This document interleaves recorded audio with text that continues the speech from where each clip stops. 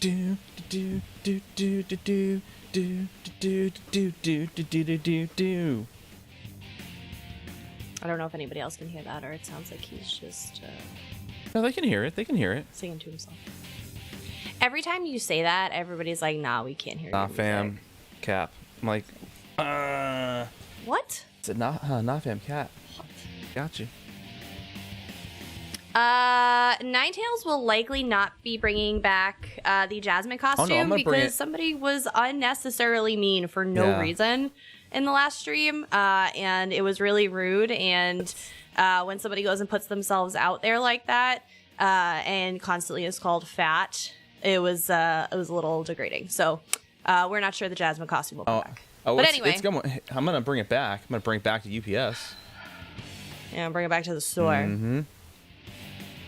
Hi, Yellowhammer. So as a charity incentive, Nine dressed up as Jasmine for our cooking stream the other day. And somebody came in, a regular in the ESO community. The community, I want to put that out. The community, not here. All over the community, and repeatedly... It was a fantastic stream. Made comments about how fat he was in the costume. Which... For those who don't... Is not... For those who have been here on a regular basis, I've been very, very open about how I feel about my body as a whole. So... Nine has struggled with self-image issues his entire life and was bullied for it. And yes, went through eating disorders and all of that. So I'm a little miffed. It is something that obviously is going to trigger me down a rant tonight, which we're not going to go down that path. So...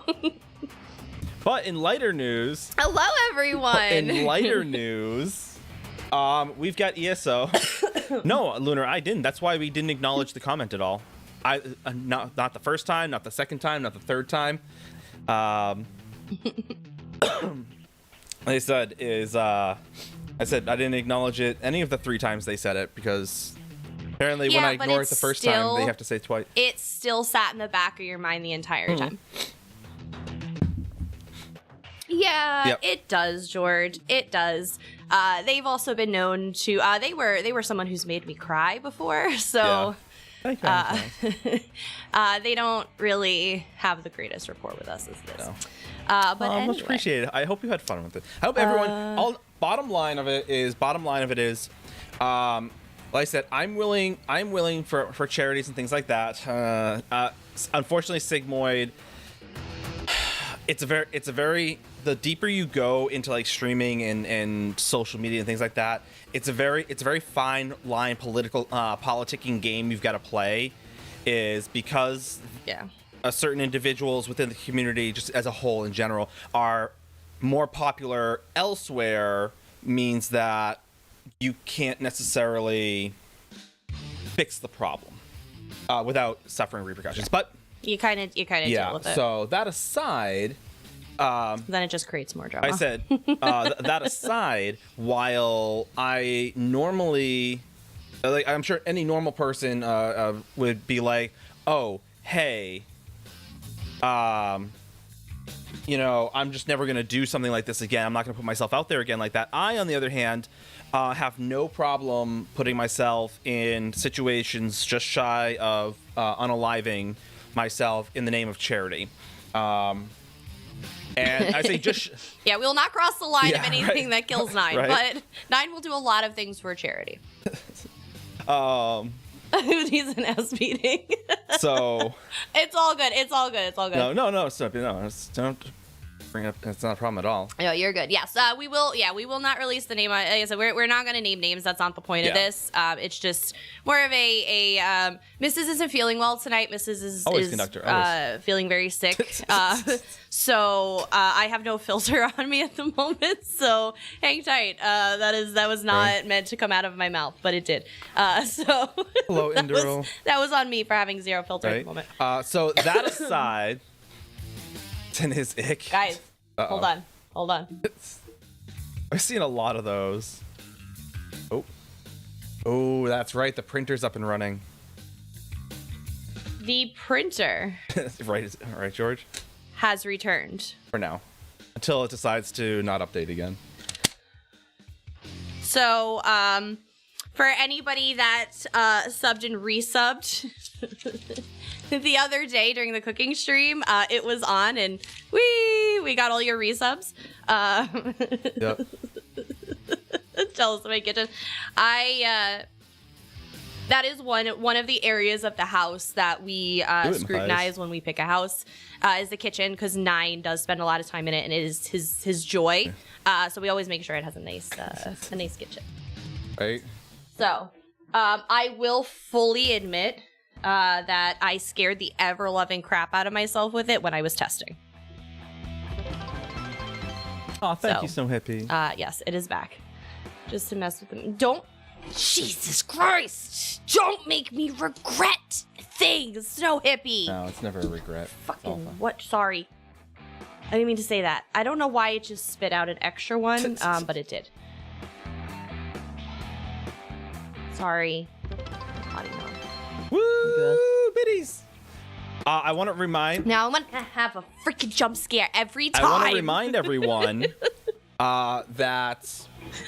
Why is it doing a second one? We Thank you, Sigmoy. It's not printing anything on it. Look.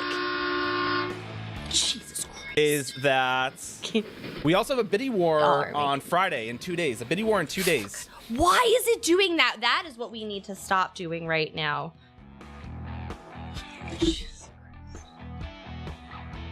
Mrs. should have turned it off for her sick day. God damn it, Lunar. I like that name, Lil Rojo.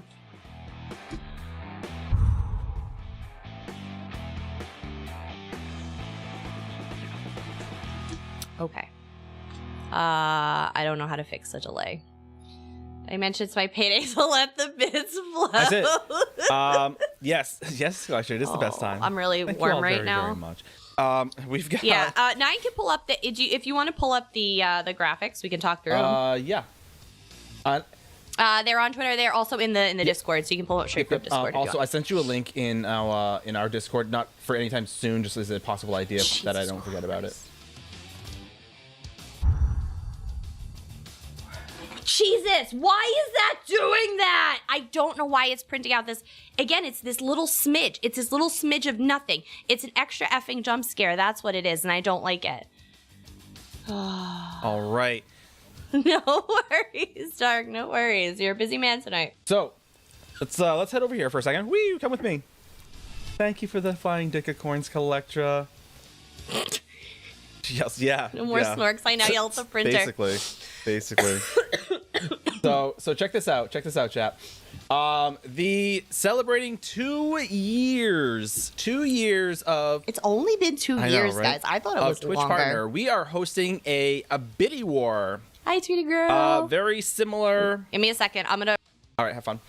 Very similar to the kind of like the biddy war that we had for the beard when it was the St. Jude play live last year. We are doing a very similar one for our Twitch partner anniversary thingamabobber. You get to cheer bits for either Team Mrs. or Team 9 to see who will take a snow bear plunge. Today. Save them for Friday. I know, right? And you will level up to open rewards and giveaways. It will be this Friday at 7:30 p.m. Eastern Time ish, and then we will be jumping in the oceans of Rhode Island on Saturday, the very next day.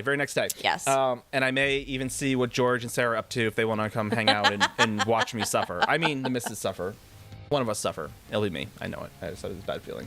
No, I don't know, Eli. I don't know. Some of y'all are Team 9. Some of y'all are Team 9. Whose team has deeper pockets? Just because you have more people does not mean. I'm gonna call in some ringers.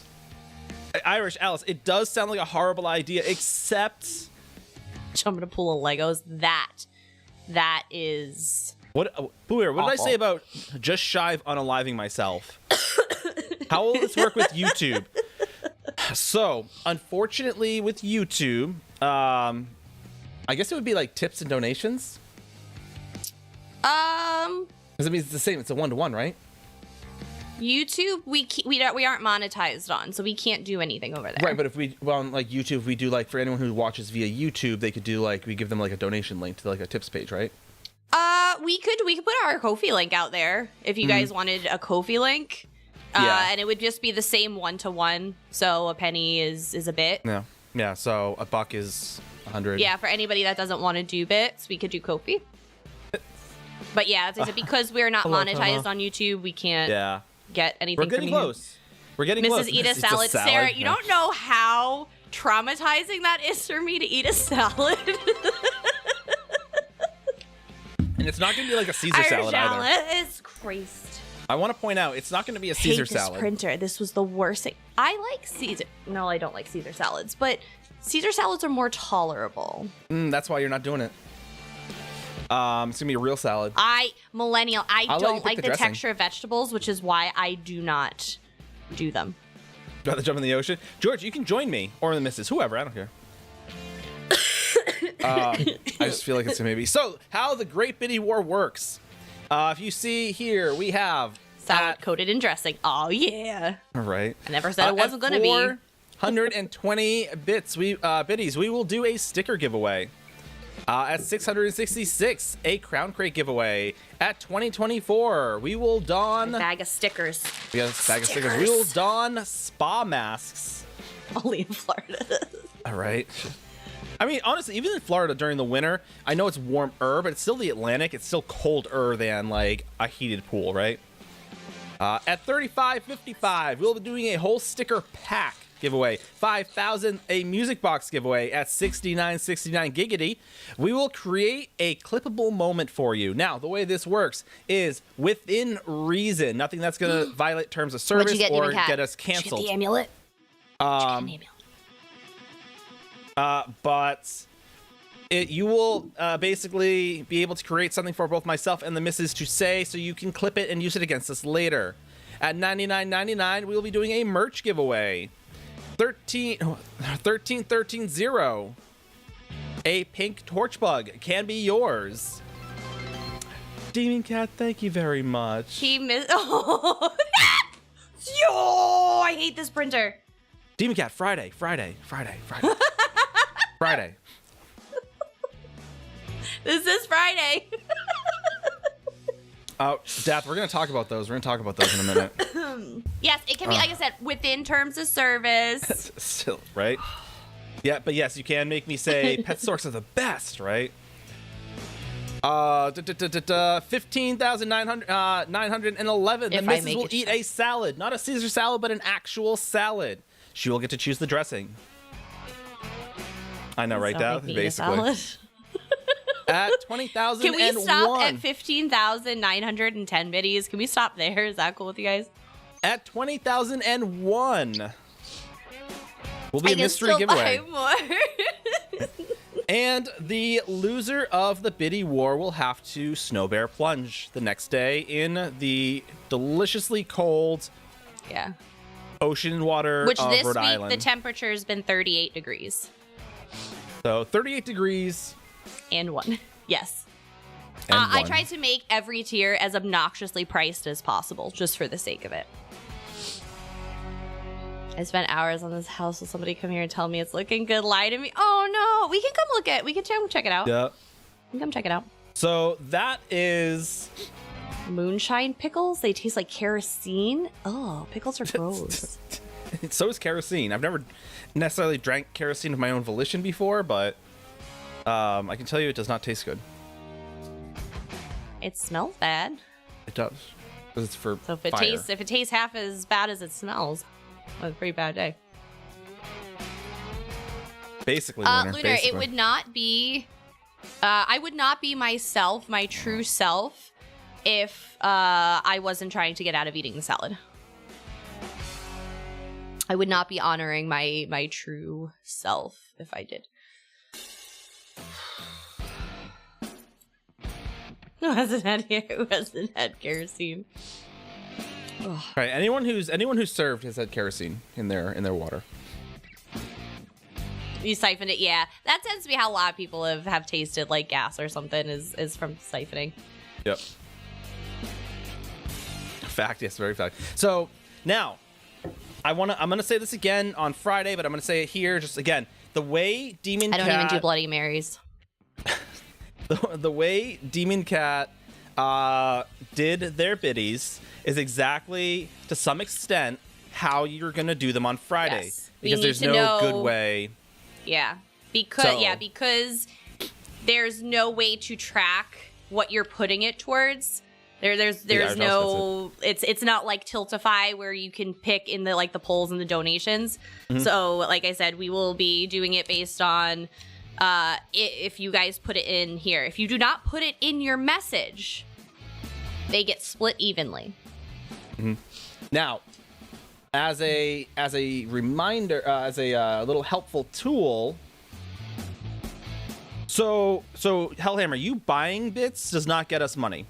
That's your doll hairs and your biddies to do with as you please. But if you here's the difference between bits and subs. With subs, the streamer pays the back end fees. With bits, we get 50%. The viewer pays the back end fees. So if you give us 100 bits is $1, you're paying you're paying $1.50. Yeah. You're paying a little bit extra more than the bit value. Yeah, you're paying the transaction cost. Yeah, but we get 100% of bits. Yeah. Yep. But yes, I would say we will have the bar on there and the 10,000 one. So you can spend as so what I do is every so often when I have some extra money, I buy a pack of biddies, and I'll buy the 10,000 pack of biddies, and then I'll do 100 here, 100 here in this channel and that channel. So you can spend them in whatever channels you want and at whatever rate. Yeah. Yeah, bits are good, and why we decided to go with the bits is again because we get a 1-for-1 on it. The overall cut Twitch takes. You guys don't pay 50% more for bits. Yeah. So, like I said, I know everybody's kind of been frustrated that they're like, I spend $5, you're getting $2.50. I want to give you $5. So that's why we chose to do a bit war this time. Yes. Bottom line is we get money if you use the cheer function in the channel. So if you look at the chat box, there's that little diamond symbol. If you click on that, that'll show you can cheer, any amounts you want. And once you hit send, then it deducts it from your balance and gives us the credit. Yep. But yeah, just buying them doesn't give us credit. It's spending them here. Yeah, the only purple snake. The purple snakes are getting a fractured slice head. If you buy 10,000 bits, it's going to cost you $120. Yeah. They're getting the 20, but that $100 / bits, that 10,000 bits are for you to use, and whoever you give those to, they're getting exactly what you give them. Yeah. Plus, there is, I think, any cheers of 500 or more, you can actually pin your message now too. Yep. So. 3 is 25. Yeah. So that's how that works. But we will have the tally bar, so you can kind of see who's winning, who's losing. You see that if the 9's losing. Yeah, we'll have the bar up so you can see the overall progress to the 20,000. If you guys happen to hit 20,000, great. Or if you hit 15,910, that's okay too. I don't have to eat a salad. So anyway, but yeah, so that's what we're doing Friday. So no trial on Friday, but voting is up for PCNA. If you guys, we are gonna go back to our regularly scheduled trials next week. I think it's the 9th. 9th. Yep. So just that reminder for no PCNA trials. We're gonna hang out because the 9 gets taken away a little too long. Yep. So Hellhammer, we're gonna do this on Friday, and the polar plunge. Mm-hmm. So whoever wins loses will be jumping in on Saturday. So I don't think 9's on PTS. I'm not on PTS right now. We're gonna talk about patch notes though. Yeah, we will talk about patch notes, and the reason I don't generally jump on the only time I really jump on PTS live like this is if I'm going to show a house, if I'm gonna show the houses, mainly because I know some people want to be surprised with the dungeons and things like that. We never do the dungeons on PTS. Yeah. Those we do not do. We'll never do the dungeons, and we never do story. Yeah, that was a good change. Yeah, we're gonna talk through. I'll actually pull them up because I'm just gonna casually play, but we're gonna talk about the changes, kind of what that means for you guys, our interpretation of it. I am going to start by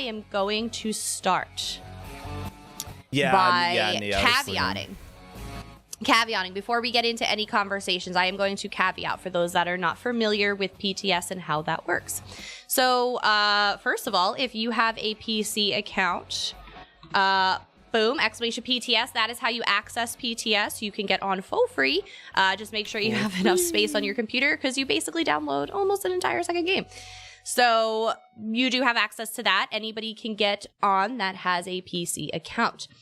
PTS cycle is usually about 6 weeks. So every week they will make another iteration of patch notes. They'll either add new stuff to be tested, like events, for example. Each week they'll, test a new event that's upcoming, or they'll make tweaks to different things each week. They may, test this one week and then make a change to that same thing, and then, we'll test it as a different way. And so there's a lot of testing that goes on. This is meant for the community to go in and kind of beat the hell out of the content to give feedback. So that is my first point to make is this is an opportunity for you to give feedback. The best way to do that is to put in a ticket. So if you see any issues or bugs or things that you feel really strongly about, definitely put in a ticket. The other way to do that is you can use our ZOS feedback channel, and we put that together in a spreadsheet, and we share some of that with Gina. So again, please use it for big pieces. Yeah. Big good pieces of feedback, just because again it becomes a lot to siphon through and come back to Gina and the I shouldn't say Gina, the dev team with some big key pieces of information. So saying like, oh, Gold Road sucks, or update 41 sucks, or these dungeons suck. It's not constructive. It's not helpful. Yeah. And that's not something we can kind of bring back. So that's the first thing is feedback this is a great opportunity for that. Yeah. The second point, this is week 1. Everybody immediately sees the patch notes for the first time, overreacts, freaks out, has a total conniption. There is 6 weeks versus an iteration. They absolutely change things before it goes live. Week patch 1 notes is not what we get in the final update that ever comes out. All things change. What changes will vary and depends on, again, community feedback and testing and all of that. But do not freak out over week 1 changes because they have 6 weeks of iteration to change and update. This is where that feedback comes in to play, and again, you guys giving constructive, reasonable feedback, well thought out, like, hey, this nerf sucks. Here's why it sucks. Yeah. Here's what I'm seeing. Here's what I think it's going to do to impact gameplay. And I think it's going to be negative, and that's good feedback, guys. That's the feedback that the dev team wants to consider. On that same note, is you don't necessarily need to explain like in great detail like the minister was saying. I said there is a softer side of it. I know, Dark, I don't want to talk about it. You don't have to come back and say like, oh my god, here most players are here and here are some metrics here. Like you don't need to have and know and be good at like that sort of information, right? You could even say like, hey, I noticed XYZ and I think that it's just a lot tougher for me to do this, which is fine. Like I said, just some sort of justification. They don't necessarily need an answer or a solution. That's their job, is to figure out solutions. They don't need like metrics, things like that. But again, give more than just, hey, this sucks, have a nice day, right? Oh, New World is better. Then go play New World. Oh, Final Fantasy. Yeah, I like the way Final Fantasy does it. Well, it's great. This isn't Final Fantasy still. You give something as to why you think it is that way. They don't necessarily and need to know. they have gotten feedback on that already. That's definitely a big piece of feedback they've gotten. But yeah, let me pull up the patch notes. You guys can also check out, if you're looking for the patch notes, right on the homepage of the website. There is the community posts, which the Update 41 PTS patch notes. We update that blog post to have all of the links for the patch notes. We gather all in one place and easy to find. Show your work, literally. Yes, exactly. Pooh Bear, they did actually do some necro work. DKs, necros, sorks, arcanists, and nightblades all got touched. Everyone else got told to get wrecked. So when you say the arcanist got nerfed, I know you're joking about it. They absolutely did get a little bit of a tickle. A balance. Yeah, they definitely did. So you're not totally off there, even though I know you were joking. But all right, we're gonna go through it. I promise. So who got buffs? I know I Buffs, kind of gave you guys a little bit of a teaser in the basically it was the big beats they had gone over. I had posted that in the Discord for those of you that couldn't make it. But so the first thing we're going to be getting here is 2 new dungeons. I am going to give you the names of the dungeons, and then we're, for all intents and purposes, moving on. I will not go into any story here. So thank you for the lurk, Spitfire. I'm not going to go into any story. I don't want to ruin that for anybody. We don't talk about sword. You know, we don't do it on PTS because we like to go in blind too. So the first dungeon is going to be the Oath-Sworn Pit. The second one is going to be Bedlam Vale. They are 4-player dungeons. They're going to be in the Reach and Hrothgar, respectively. Both dungeons have their normal hard mode, vet hard mode, item sets, monster masks. There's going to be a skin, the Blood Marks of Malakath, if you complete both on vet. 2 unique mementos, the Malakath Helm Haunt and the Echoneer Examination mementos, if you do them each on vet. There is going to be a unique die, Artifact Hunter Amber. Several titles and unique housing items. Again, pretty standard for what we see on the lovely dungeons. Actually remembering the name of, right? Yeah, Oath-Sworn Pit and Bedlam Vale. But we will talk about the sets. We will talk about the sets coming out of them. Yeah, I did see a little bit of that duplex. Yeah, it is a little bit. Hi, Dark Sanzer. My day was okay until I wasn't feeling good. So we'll see how long I last tonight. All right, so out of Bedlam Vale, your light armor set is Blind Path Induction. It's basically going to give you max mag, 4% healing done, max mag, and increase the strength of your damage shields by 13% to targets 15 meters or closer to you. Increase your healing done by 13% to targets more than 15 meters away from you. So definitely a set built for a healer. I know, kind of listening to Duma's take on a lot of the sets, I know he was feeling good about this one for a shield healer. He was talking a little bit about that. I know, this is basically dungeons are bought separate. No, it is one DLC. This will be coming out with the Scions of Athelia DLC pack. So I don't think there's any instance where you get less than 2 dungeons. So you'll get both dungeons in the DLC. As a forewarning, a lot of the sets in here are crit. A lot of them are crit based. The DPS sets are really crit based this time around. As far as this is the primary healer. Trials next DLC. This is the primary healer set of the 6 new sets that are coming out, and it very much is, as the missus said, a shield healer set. And as the primary shield healer class is the DK, not that any other class can't, it's just that the primary shield healer class is the DK. If you run an ice staff, you have a damage shield right there. This is basically where that is kind of falling into place. Yeah. So, that's what I said. I think it has its place. I don't think it's going to overtake anything to be a meta. No. Medium armor is going to be your Tarnished Nightmare. So as I had mentioned, it's going to add crit chance,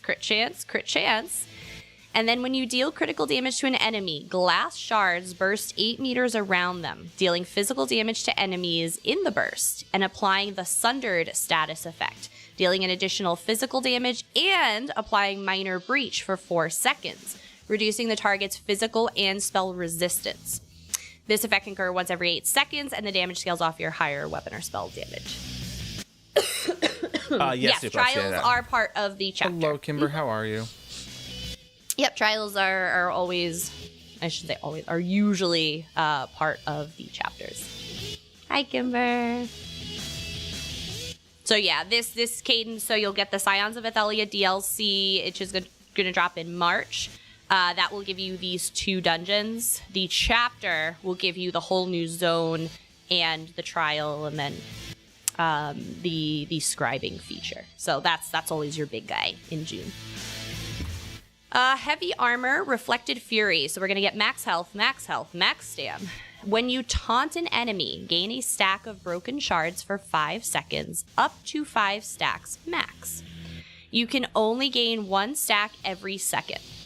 When broken shards ends, you release the stacks in an 8-meter blast, dealing physical damage to enemies hit and applying major maim to them for 3 seconds per stack of broken shards consumed, reducing their damage by 10%. The damage scales off your max health. Where are you getting major maim from now? Major maim? You can get it from Necros. That's and what? You can get it from the ultimate from Templar. I never remember the... Yeah, Nova. Okay, I wasn't sure if it was major or minor. I'll be sending little moths all over Cyrodiil in this, and it's Destructive Clench. Okay, that's where I knew it came from somewhere else too, because I'm like, I know I've applied it before. And so that gives you effects for the major minor buffs you have plus Okazal. Yeah, there's definitely some interesting sets in here. Sure. So again, that's more your tank set, because unlike Dark Archimedes' best advice, only your tank should be taunting, unless it's a special circumstance. Mm-hmm. There are circumstances where, yes, other members of your party will tank, right, but Dark Archimedes will taunt.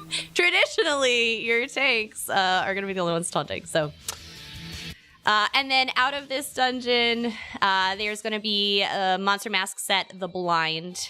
It adds crit chance.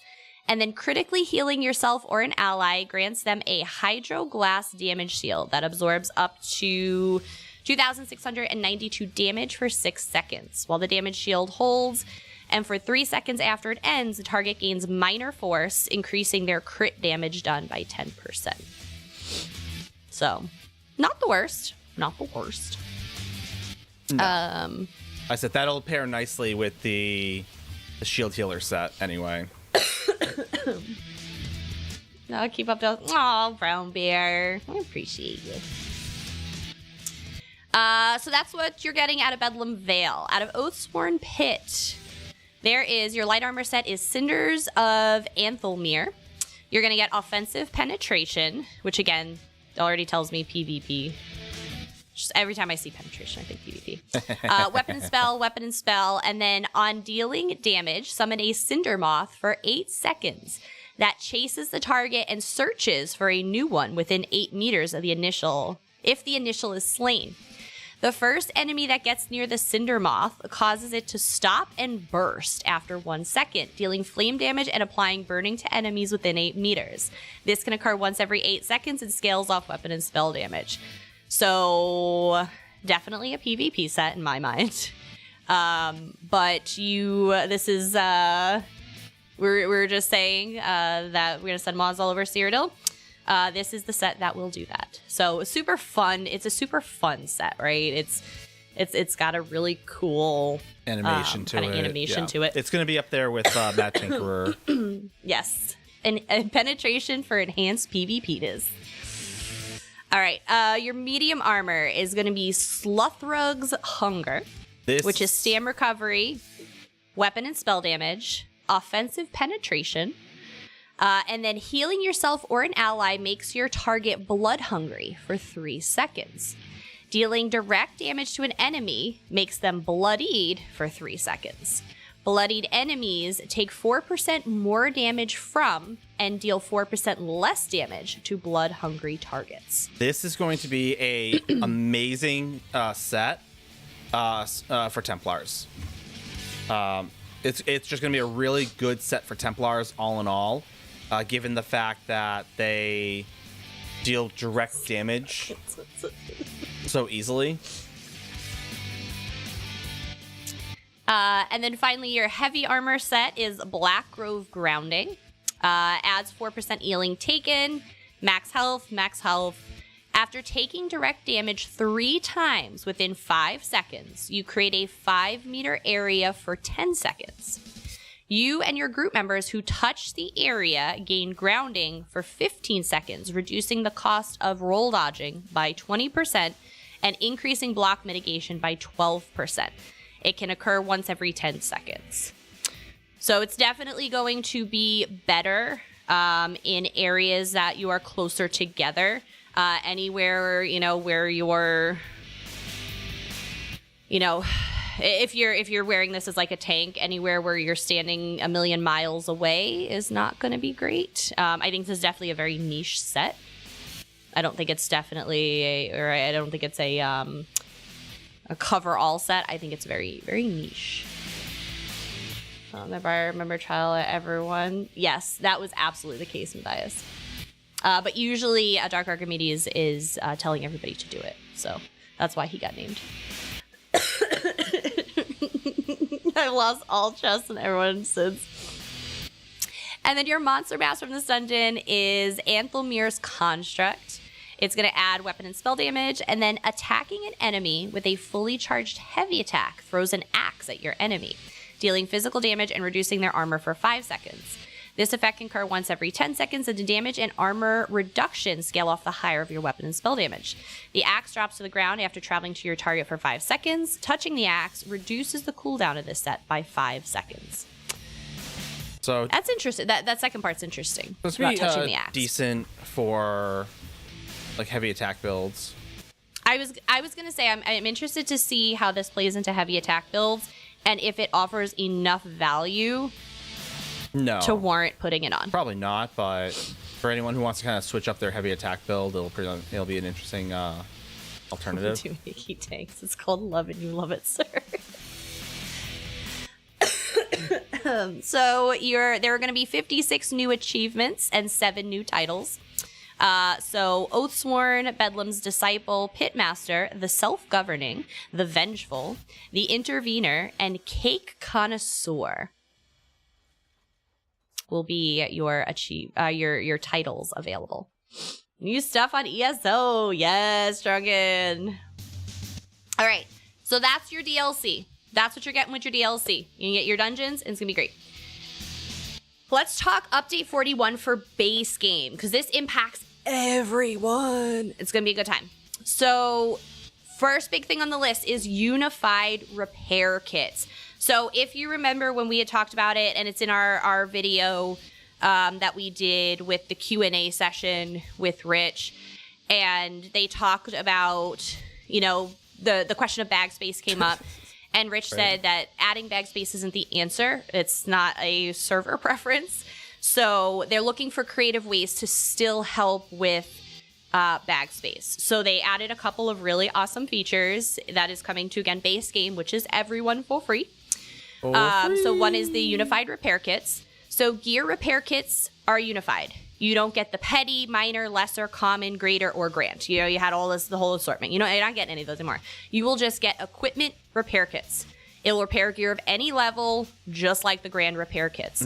That's it. Boom. Cyrodiil repair kits are also being unified. So you are not going to get siege repair kit, keep wall masonry repair kit, keep door woodwork, and all of that. There's just going to be Cyrodiil repair kit. It'll work on all the things that used to have their individual kits. They'll be purchased for 250 alliance points or 90 gold. Below are the repair rates for different items.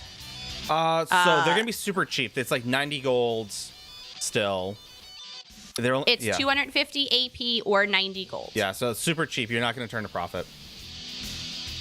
Sadly. Oh, you're talking about the gear repair kits?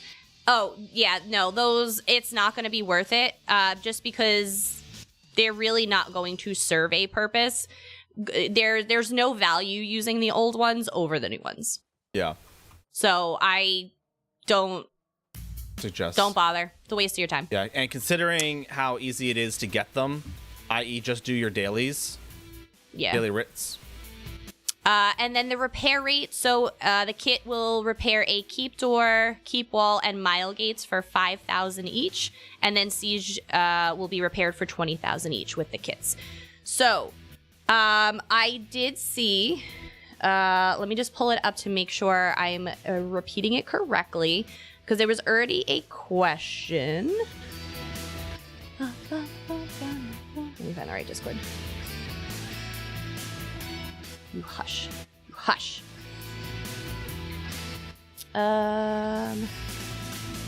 So somebody had asked the question, actually Jimmy asked the question, will existing Cyrodiil repair kits get converted over to the new ones?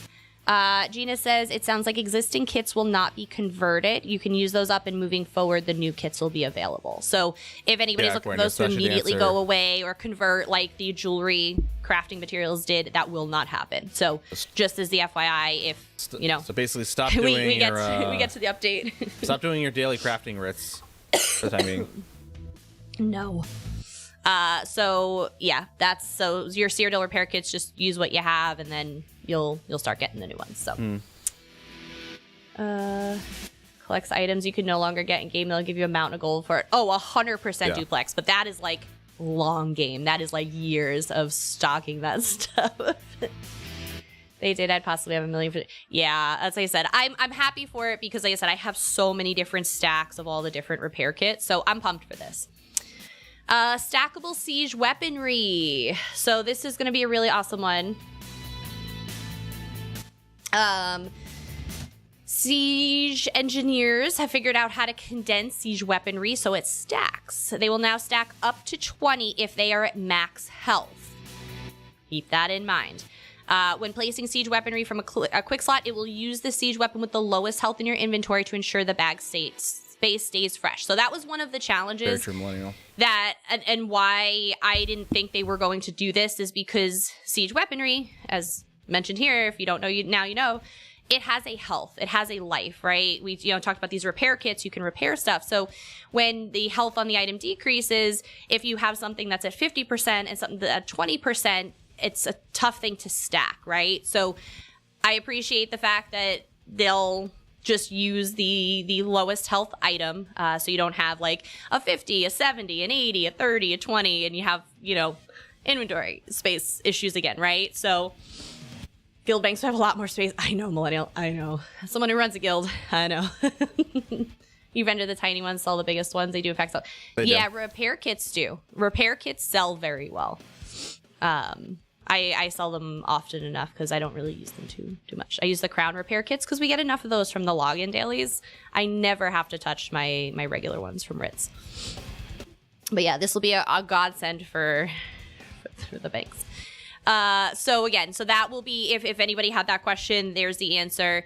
You can stack up to 20 if they are at max health and haven't been used. Once they get used and decreased in health, they will sit separately in your inventory. Yep. During wipe heavy runs. That's fair. That's honestly the only reason I keep the Empresario repair kits. I was going to say, well, because we run enough tipsy trials that every so often, that's where I pop them. All right, for my PvP friends, there are also going to be 3 new rewards for the worthy. So you're going to have your light armor set, which is Oakfather's Retribution, which is going to add weapon and spell damage, gain 449 offensive penetration against enemies for each major buff they have active. Gain 20 weapon and spell damage against enemies for each minor buff they have active. This is your answer to destroying people with Oaken Soul. This basically F's up anybody wearing Oaken Soul. Because the amount of major and minor buffs they have. Right, hopefully it does. Yeah, I know. This is it'll blow up a few people's builds, but This literally is the answer for overcoming Oaken Soul builds. Oaken Soul and ball groups. Yes, ball groups too, very much so. So, there's that. It's an FU to Oaken Soul, a little bit. Again, I feel like it's an FU to Oaken Soul as a side effect of trying to be a ball buster gear set. Which is a shame because now I have to redo my Magplar. You're telling us there's a chance now? You're saying there's a chance? I am. So medium armor, blunted blades. You'll get armor, max stam, weapon and spell damage. And then when you take direct damage, minor enervation is applied to your enemy for 4 seconds, which reduces their crit damage done by 10%. This can occur once every 5 seconds. Increase your damage done to enemies with minor enervation by 6%. There's always a chance, as slim as it was. Oh yeah, absolutely. But you had to be dang good. If it was a well-run ball group, you had to be twice as good as a PvPer. Yeah. Well-run ball groups are very, very tough. That's why I run 2-bar PvP now. I just continue to run PvE builds in PvP. Hello, Alec. It's a good time. Heavy armor, Bondar's Blessing. Armor, max health, and then reduce the duration of breakable crowd control. Immobilizes and snares on you by 75%. Reduce the duration of your breakable crowd control, immobilizes and snares by 38%. Right down.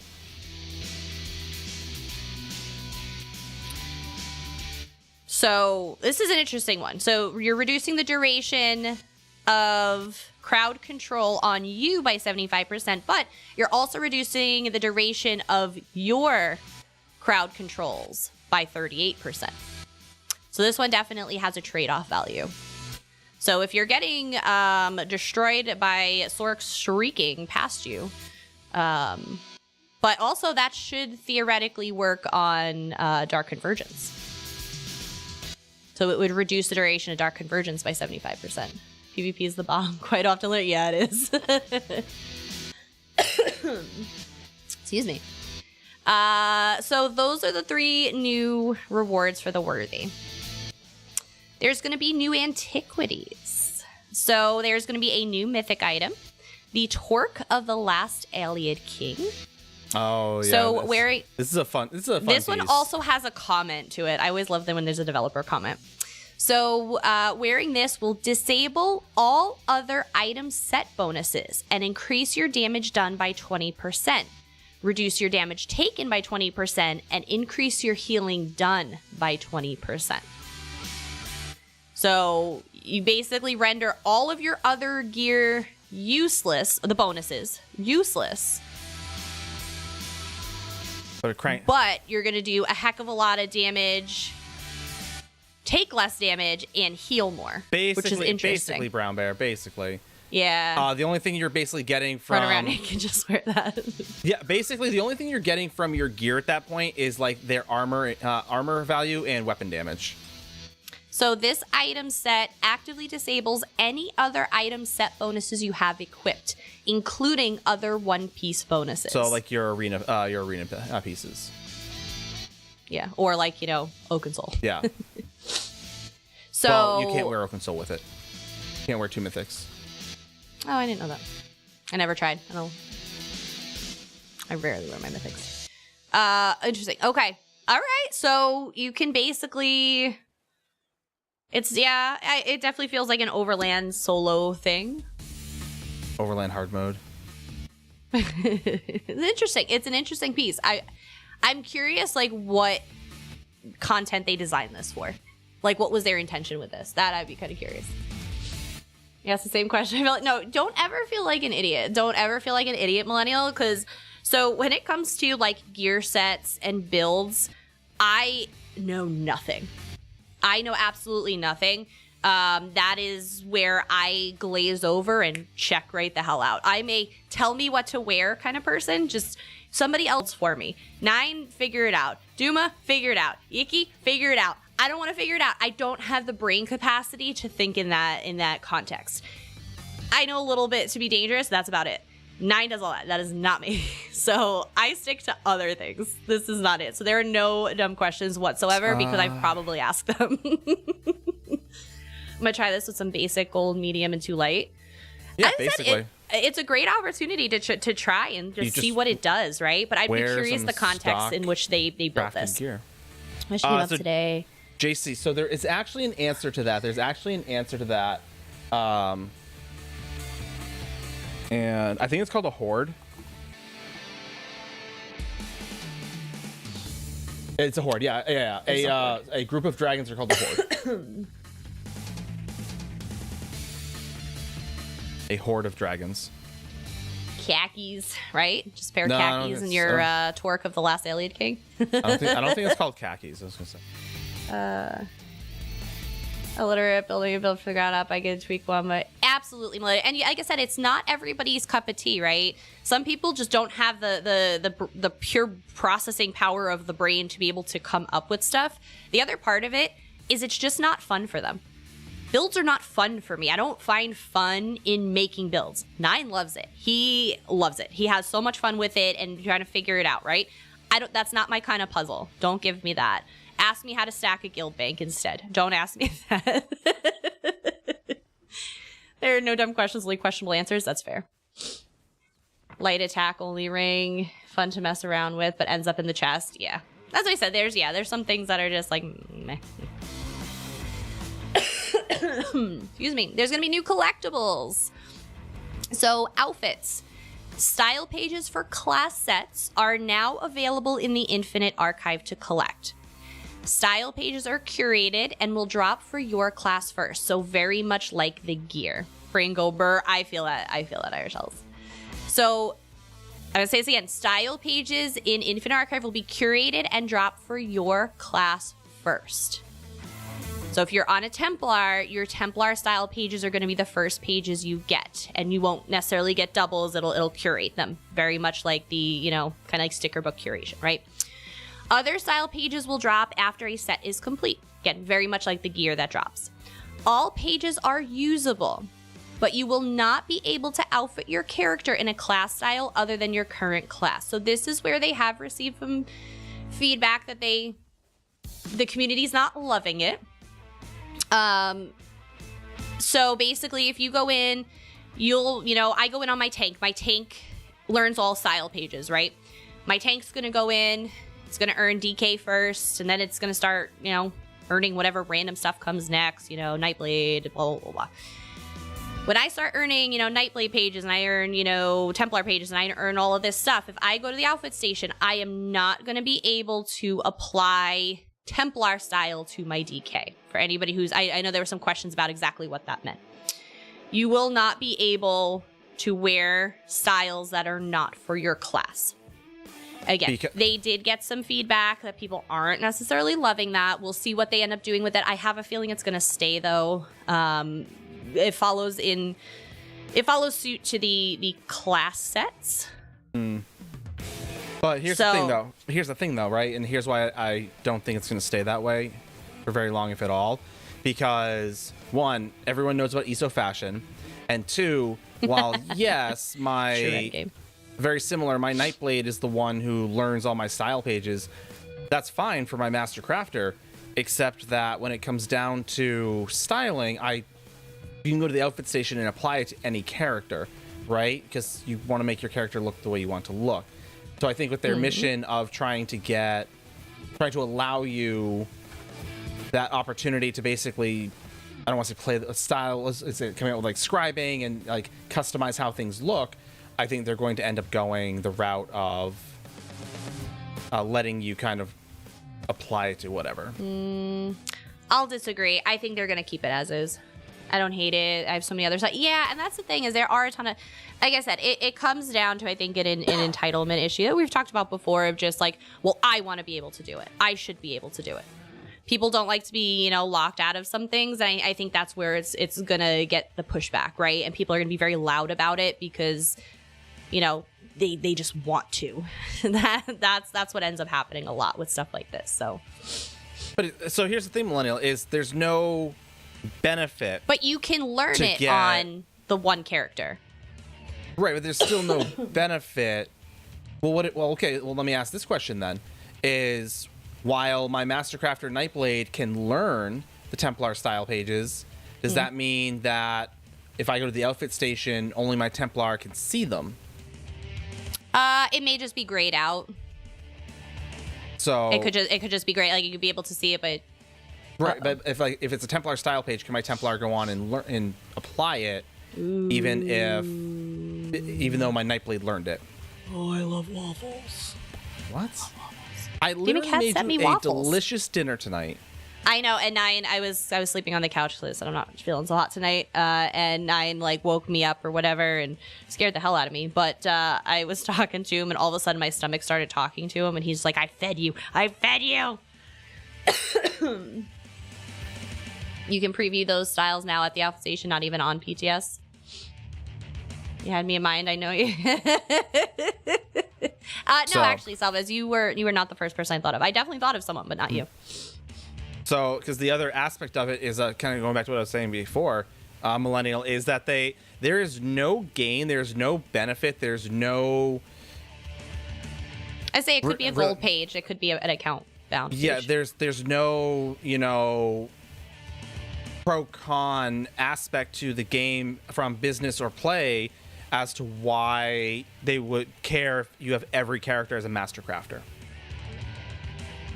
There's no Master Crafter though is 50 full styles.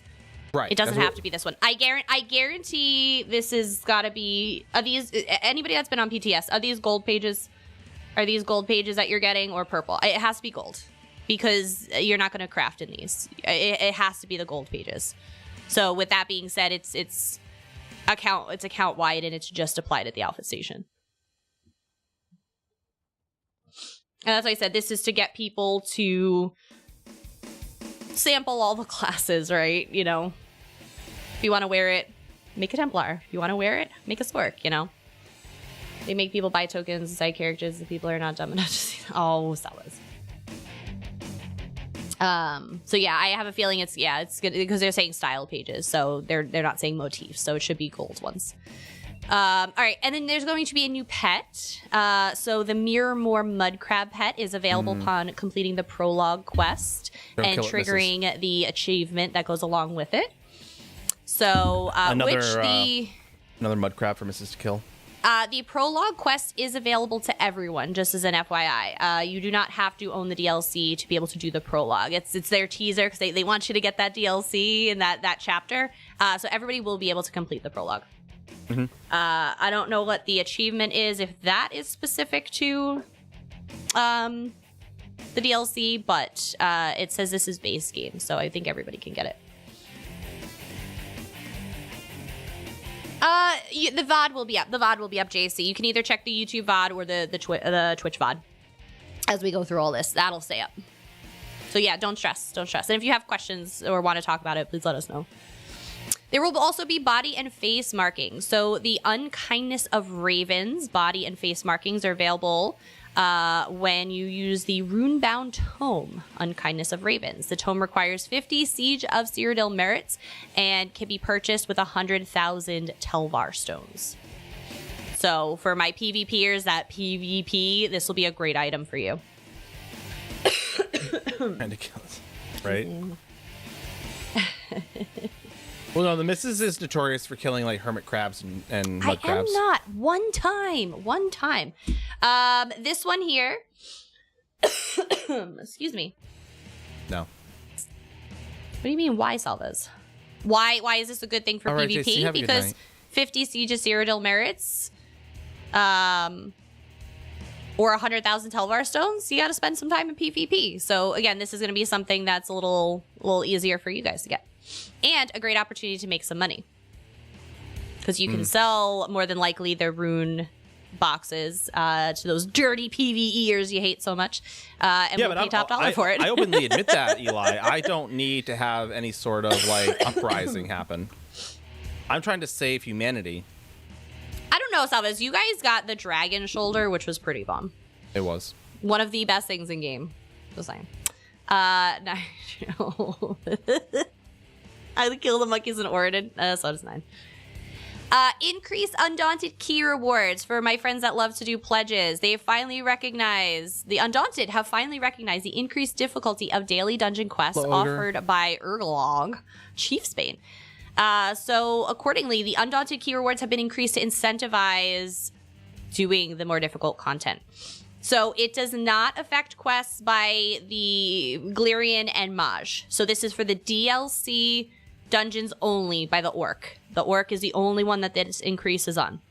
So normal, you would normally get 1 key. You will now get 2. For Veteran, you used to get 1 key and you get 3 now. And Vet Hard Mode, you used to get 2 keys. You will now get 4. So you are a top tier hard mode junkie. Y'all are going to get recognized with some more stuff. It looks like Vermina took a shit on. Salvez, that is your opinion. That is your opinion. All right, so, not everything can be a diamond. I mean, it happens everywhere. It happens in PvE and PvP. You'll do all 3 pledges now, right, Duplex? Like I said, it just never made it worth it on the DLC. I would oftentimes run the other 2 and say, screw the DLC. New homes. There are going to be 2 new homes available for testing. Keep in mind, just because they are available does not mean they come out with Update 41. They usually come out later in the year, but they have them available for testing. There is Willow Pond Haven, Twinkling Lanternflies, Willow Trees, Cozy Scene, nestled near a peaceful pond, waterfall, scenic views on the edge of Blackwood. Then you have Sword Singer's Redoubt. Oh, this one was actually really cool. So there's really not much of an inside to it. But it's a little, we got some little underground areas that have some rooms, but mostly it's an underground cavern with these really beautiful blue crystals, giant water with the crystals in the bottom. It's actually really, really pretty. So, very Redguard themed, architecture and, beautiful underground cavern. Your caverns is pretty much the majority of this area. So those are the new homes. Again, they're going to be more than likely, notable homes, and will go for a pretty penny. So start saving your crowns now. So Salvez, out of curiosity, is realistically speaking, and don't go telling me mounts because there's no realistically good way to do it. What would you consider a good stuff? What would you consider good stuff? Ooh, Ogre streaking in our chat. Woo! Because everyone says I want good stuff, but they always say something ridiculous and has no attachment to anything else except for like trifecta content, trifecta trials specifically. So, like, what would you consider good stuff? I'm just really curious. There's new furnishings. So there's going to be 28 new furnishing plans, which can be acquired from chests in Infinite Archive. 2 new achievement furnishings, which is going to be from your 2 new dungeons. And then they'll be with the Undaunted Quartermasters. And then there'll be 7 new Master Writ furnishings from Rawlus Halalu. New container icons. So several new container icons are coming to help differentiate between various containers from daily quests. So if that's something that's frustrated you, now is your time to shine. Pooger, it's called Blackbird's Risen. Take it or leave it. So your Delve daily quest containers will have a Delve icon. World Boss will have World Boss. Incursion will have Incursion, except for Dragons. Dragons will have a Dragon icon. So I'm not going to go through all of them, but the icons are changing. Very minimal impact, but again, little quality of life things. I think that's cohesive and stylish. Okay, Salvez. Okay. It's subjective, though. That is one. That's true. Like the missus said, it is subjective. But okay, I hate all the ugly skins that keep coming out. Like you always look gross. Yeah, Blue you always Moon, look like thank the you for the follow. Welcome in. So Salvis, that I can get behind. That I can get behind is, and yes, while like the missus said, it is subjective because again, what you see as stylish, not everyone may. But I agree that yes, style pages are something like that, like something like outfits are something viable like that. I would actually pass up to Rich again, specifically the fact that you were talking about like classic gladiator, knight's armor, like that is something I feel comfortable passing up and being like, hey, I've had a number of people PvP say they for styles and outfits, this is what they're looking for. Yeah. So as I said, oftentimes the answer you get is, well, I just want good stuff. Well, what kind of good stuff? Oh, better stuff. Yeah. Okay, well, that doesn't help. Like, that is helpful. Right? Stuff that makes me $1 million is like $1 million gold. I'm like, cool, well, that's not reasonable because you already have a bunch of stuff that does that. One. And two, when they say mounts are another one. Because again, the only time you can get mounts is like trifecta hard mode trials, right? Which they're starting to introduce it to overland content. They did, now. yep. So they're getting there. Which again is introductory in my opinion. Yeah. I mean, it's a start in the right direction. Yes. For that, because otherwise, like I said, there's really no way to really like validate or calculate, if you will, how to get, what is the equivalent of PvP, trifecta, right? All right. No, I like that, Salvas. I like that. I actually like that as an answer. So you're also going to be getting the Westweald prologue quest called Prisoner of Fate. I'm not going to go into what it's about. You can figure that out if you so choose, because I don't want it to spoil any of the Necrom ending if you haven't heard it. But this, again, the prologue quest will be available to everyone, regardless of if you have the DLC or not. So if you are on the fence and maybe wanted to taste the storyline and then decide, like, this is a great opportunity here. So, again, completing the prologue quest will earn you the new pet, the Mirrormore Mud Crab. So that will be available. Couldn't get two people to help. Oh, no. You're working towards the Unchained before the group fell apart. Yeah. Oh, somebody just recently got... Was it Jimmy that just... No, Jimmy he's had Unchained for a while. Somebody on Twitter was just saying Unchained.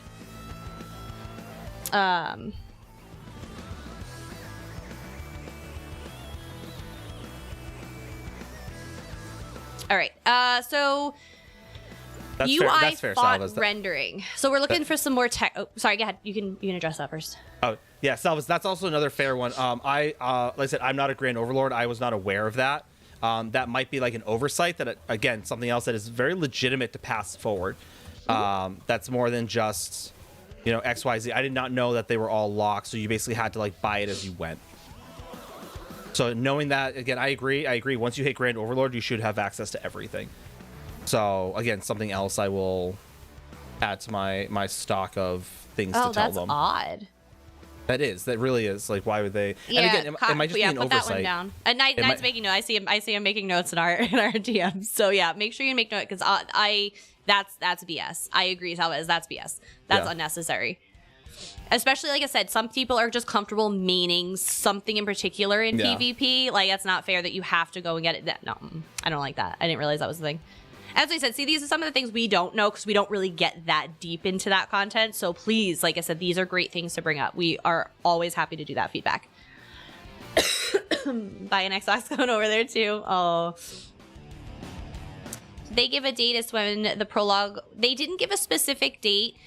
Usually it comes just after update 41, but before the chapter. It's kind of like a little in-between thing. Right, Duplex? Like, that's a lot of grind. It's a lot of playing and a lot of grinding. Like, ugh. PlayStation, Xbox, easier to find groups on PlayStation. Really interesting that PlayStation was easier. Yeah, Duplex. As I said, So on the one hand, I can see needing 3 Grand Overlords because, again, 1 per faction. Unless, again, you're buying to prevent you from, like, buying the faction change tokens. So that would be the only reason, again, make your life a little easier per chance. But if I wanted to spend the crowns and simply just buy the token in lieu of actually, like, again, doing it, like, that's my prerogative. But then I can't buy everything. Then I still have to, like you said, have like the different rankings. I'm like, that's silly. That's a no dice in my book. Well, because I mean, they have certain achievements tied to each faction, right? I mean, they do, but we're talking about, I said, like, the achievements are tied to the rank, though. And the ranks are just the same thing, just named differently. Yeah, I wonder if they could do something about that. Like I said, they may not have, again, people may not have really brought it up that often that it's not really on their radar, but we'll put it on the radar. All right, a couple quality of life, technical things going on. So UI font rendering. So the game now uses a new UI font rendering system. This allows for future improvements to the game and provides small enhancements in some specific situations, such as nameplates and chat bubbles. Add-on creators can find a new tool, slugfont.exe, in the game directory that allows them to update their use of custom fonts to be compatible with the new system. So if anybody does add-ons. Add-ons that make use of custom fonts will instead use default fonts until they receive an update. And fonts included with the game will continue to work without requiring an update. Instructions are provided in the README file. So again, for our add-on creators. Minimum spec update. This is going to impact my PC friends. So if you guys are running old systems, listen up. With the launch of Update 41, we will be updating the recommended and minimal specs for PC and Mac. Though those on the current specs will still be able to play. While ESO has been slightly optimized for a wide set of hardware over the years, the slight change in the minimum spec is necessary to ensure a continued level of performance for older systems. With this shift, we'll be able to maintain that performance with newer content as well. So in Update 41, ESO will no longer be supporting the Windows 7 operating system for future compatibility. Again, we knew these were going to start coming at some point. You will still be able to play on Windows 7, but there is no guarantee that will continue to be the case moving forward as we are no longer including Windows 7 in our testing. This will also impact technical support for ESO on Windows 7. However, with the PTS cycle and Update 41 release, nothing will impact you from playing if you stay on Windows 7. We encourage everyone to upgrade their operating system when you can, with official Windows 7 support from Microsoft having ended in 2020. Windows 7 is no longer getting security updates and is more susceptible to malicious attacks. So Windows isn't even supporting it. 4 years ago. I move you over. Windows Millennium, excuse me. They already ditched Windows 7. I mean, no. Brown Bear. The main users are fine. Stop it. Yeah, if you're a main, you'll be fine. Windows 98. Sorry. So if you are on Windows 7,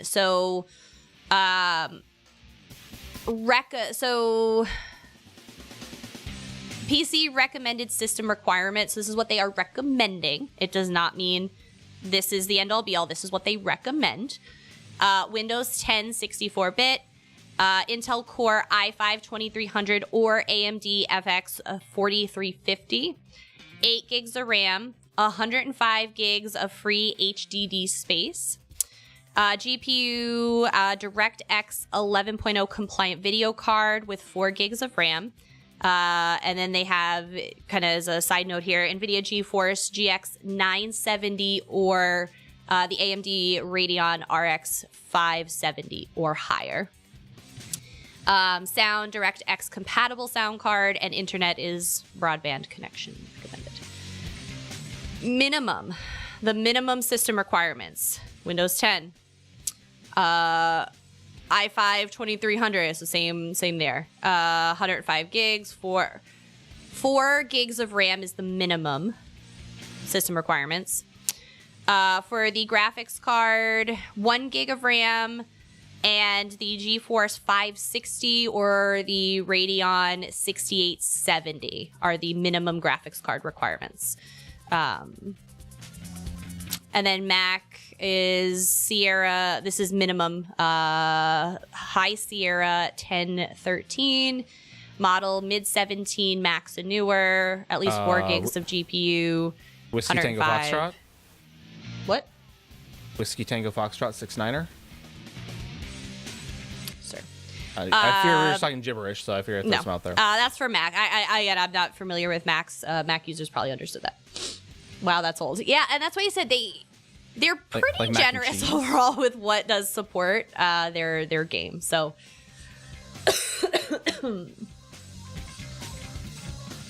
my 33K modem won't work. Damn, gotta upgrade from Vista 311 or bust.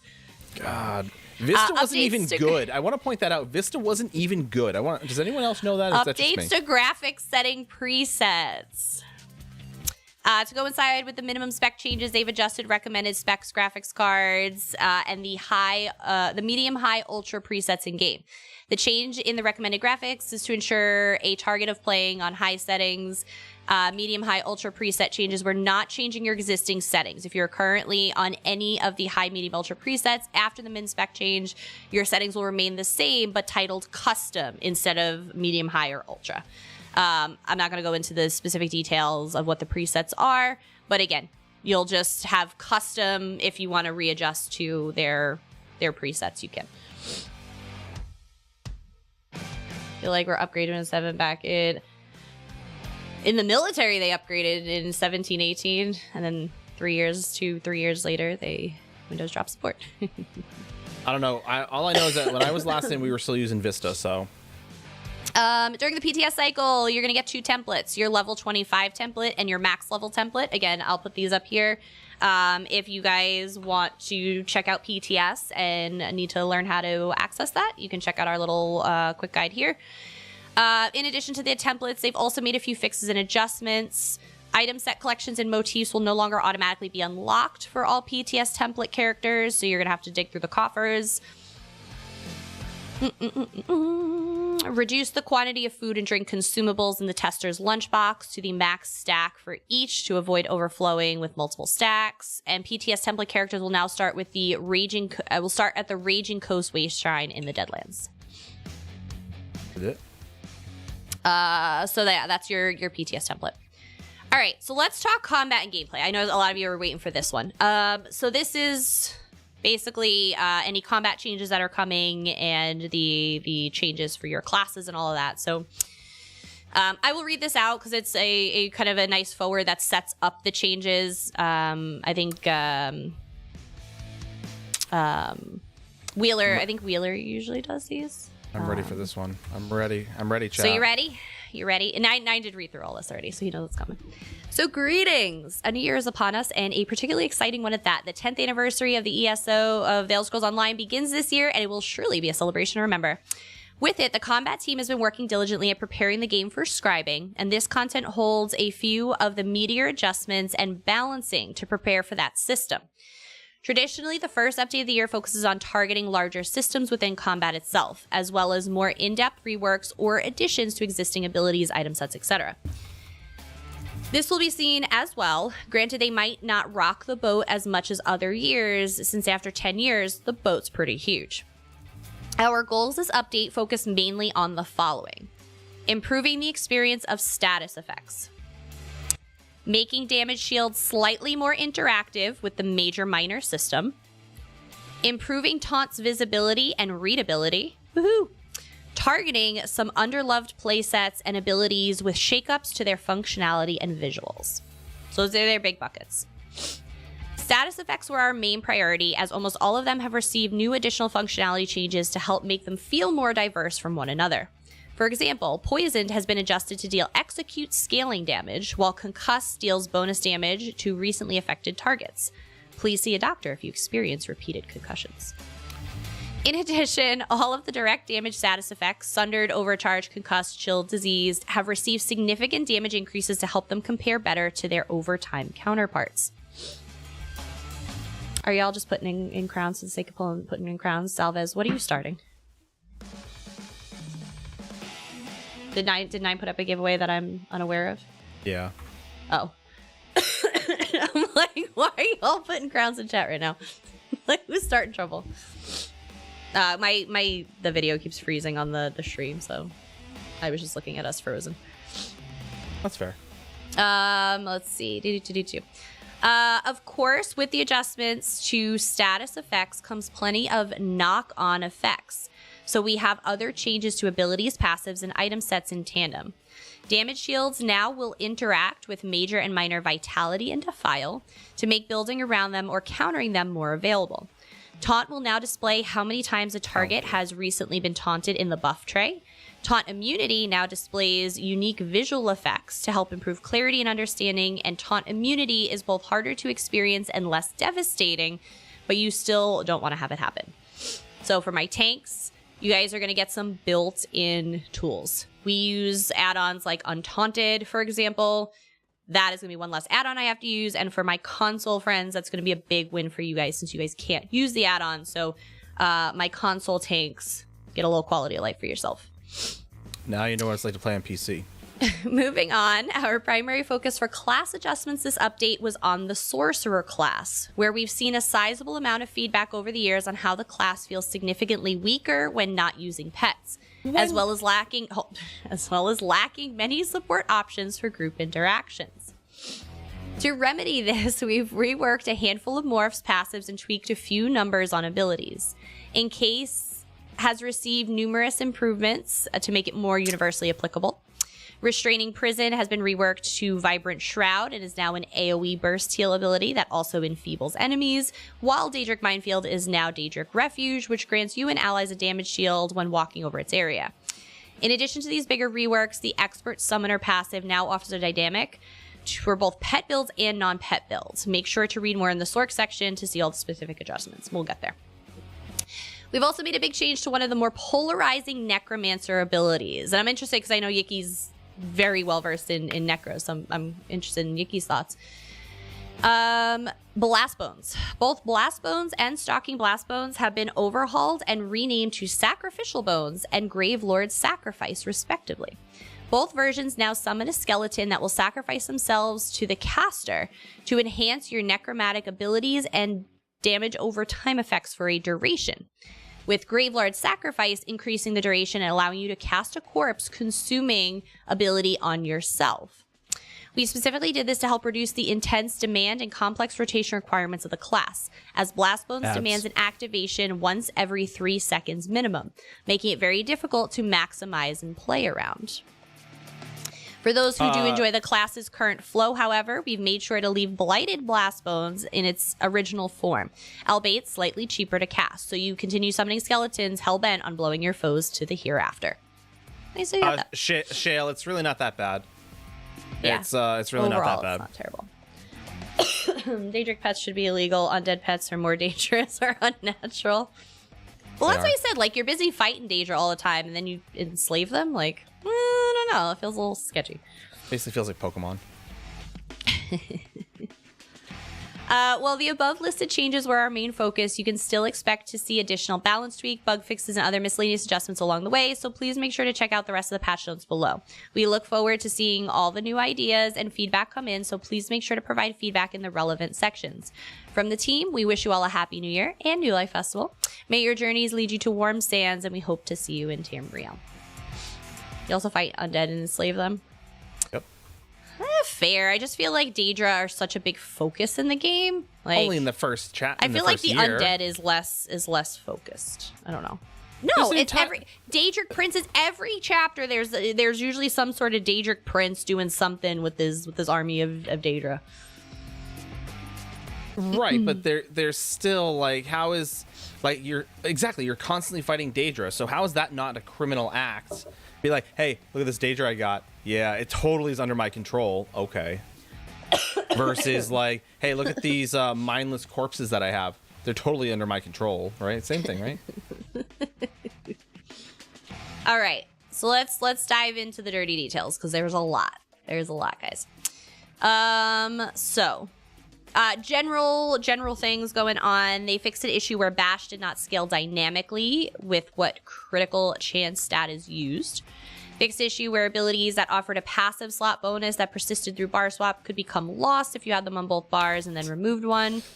Fixed issue where knockback abilities that were sourced from projectiles such as Scattershot could cause some NPC positions to become visually desynced.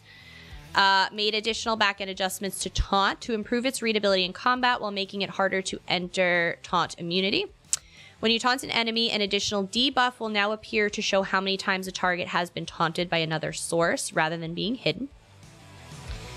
Note that taunt only generates a stack beyond 1 stack when a target who is not the original taunt user applies a taunt on an enemy. Reduce the duration of the taunt stack counter to 7 seconds down from 12, so they fall off sooner between multiple casters. Taunt immunity now lasts 7 seconds rather than 12.3 seconds, so it now aligns with the duration of the stack counter, so you can use as a reference to how long a target will be taunt immune. Taunt immunity now actively flushes previous taunts from the debuff tray rather than appearing to retain them. And taunt immunity now plays very distinct visual effects and displays an additional icon to denote when a target has become taunt immune. Note that targets that are naturally immune to taunt from their own effects and mechanics will not display this. So there was one developer comment on here. We're continuing to try and aid visibility and understanding for one of the most hidden but important mechanics for tanks to know by adding additional player visible fields with taunt. So you don't need to rely on add-ons to see important behaviors. 37. Lunar, they drop off. Each time you use taunt, it drops off. So that's why they can put so many in a sentence, because they drop off after each time. Stop it. Taunt. Right. So the first 3 dropped off. They made several adjustments to status effects to ensure they are closer in power to one another, rather than clearly favoring damage over time status effects like burning, poison, and hemorrhaging. While these effects will likely still remain stronger in terms of total damage production, we've significantly increased the damage that other status effects deal on their application, while also adding more flavor to differentiate each effect. So burning. They reduced the damage of this status effect by about 6%. This value was used as the standard of power for all other status. So they basically based everything off of burning. So burning is down 6%. Chill. Increase the damage in a burning ring of fire. You good? No. Chill. They increased the damage of this status effect by 106%. Concussed. They increased the damage by 106%.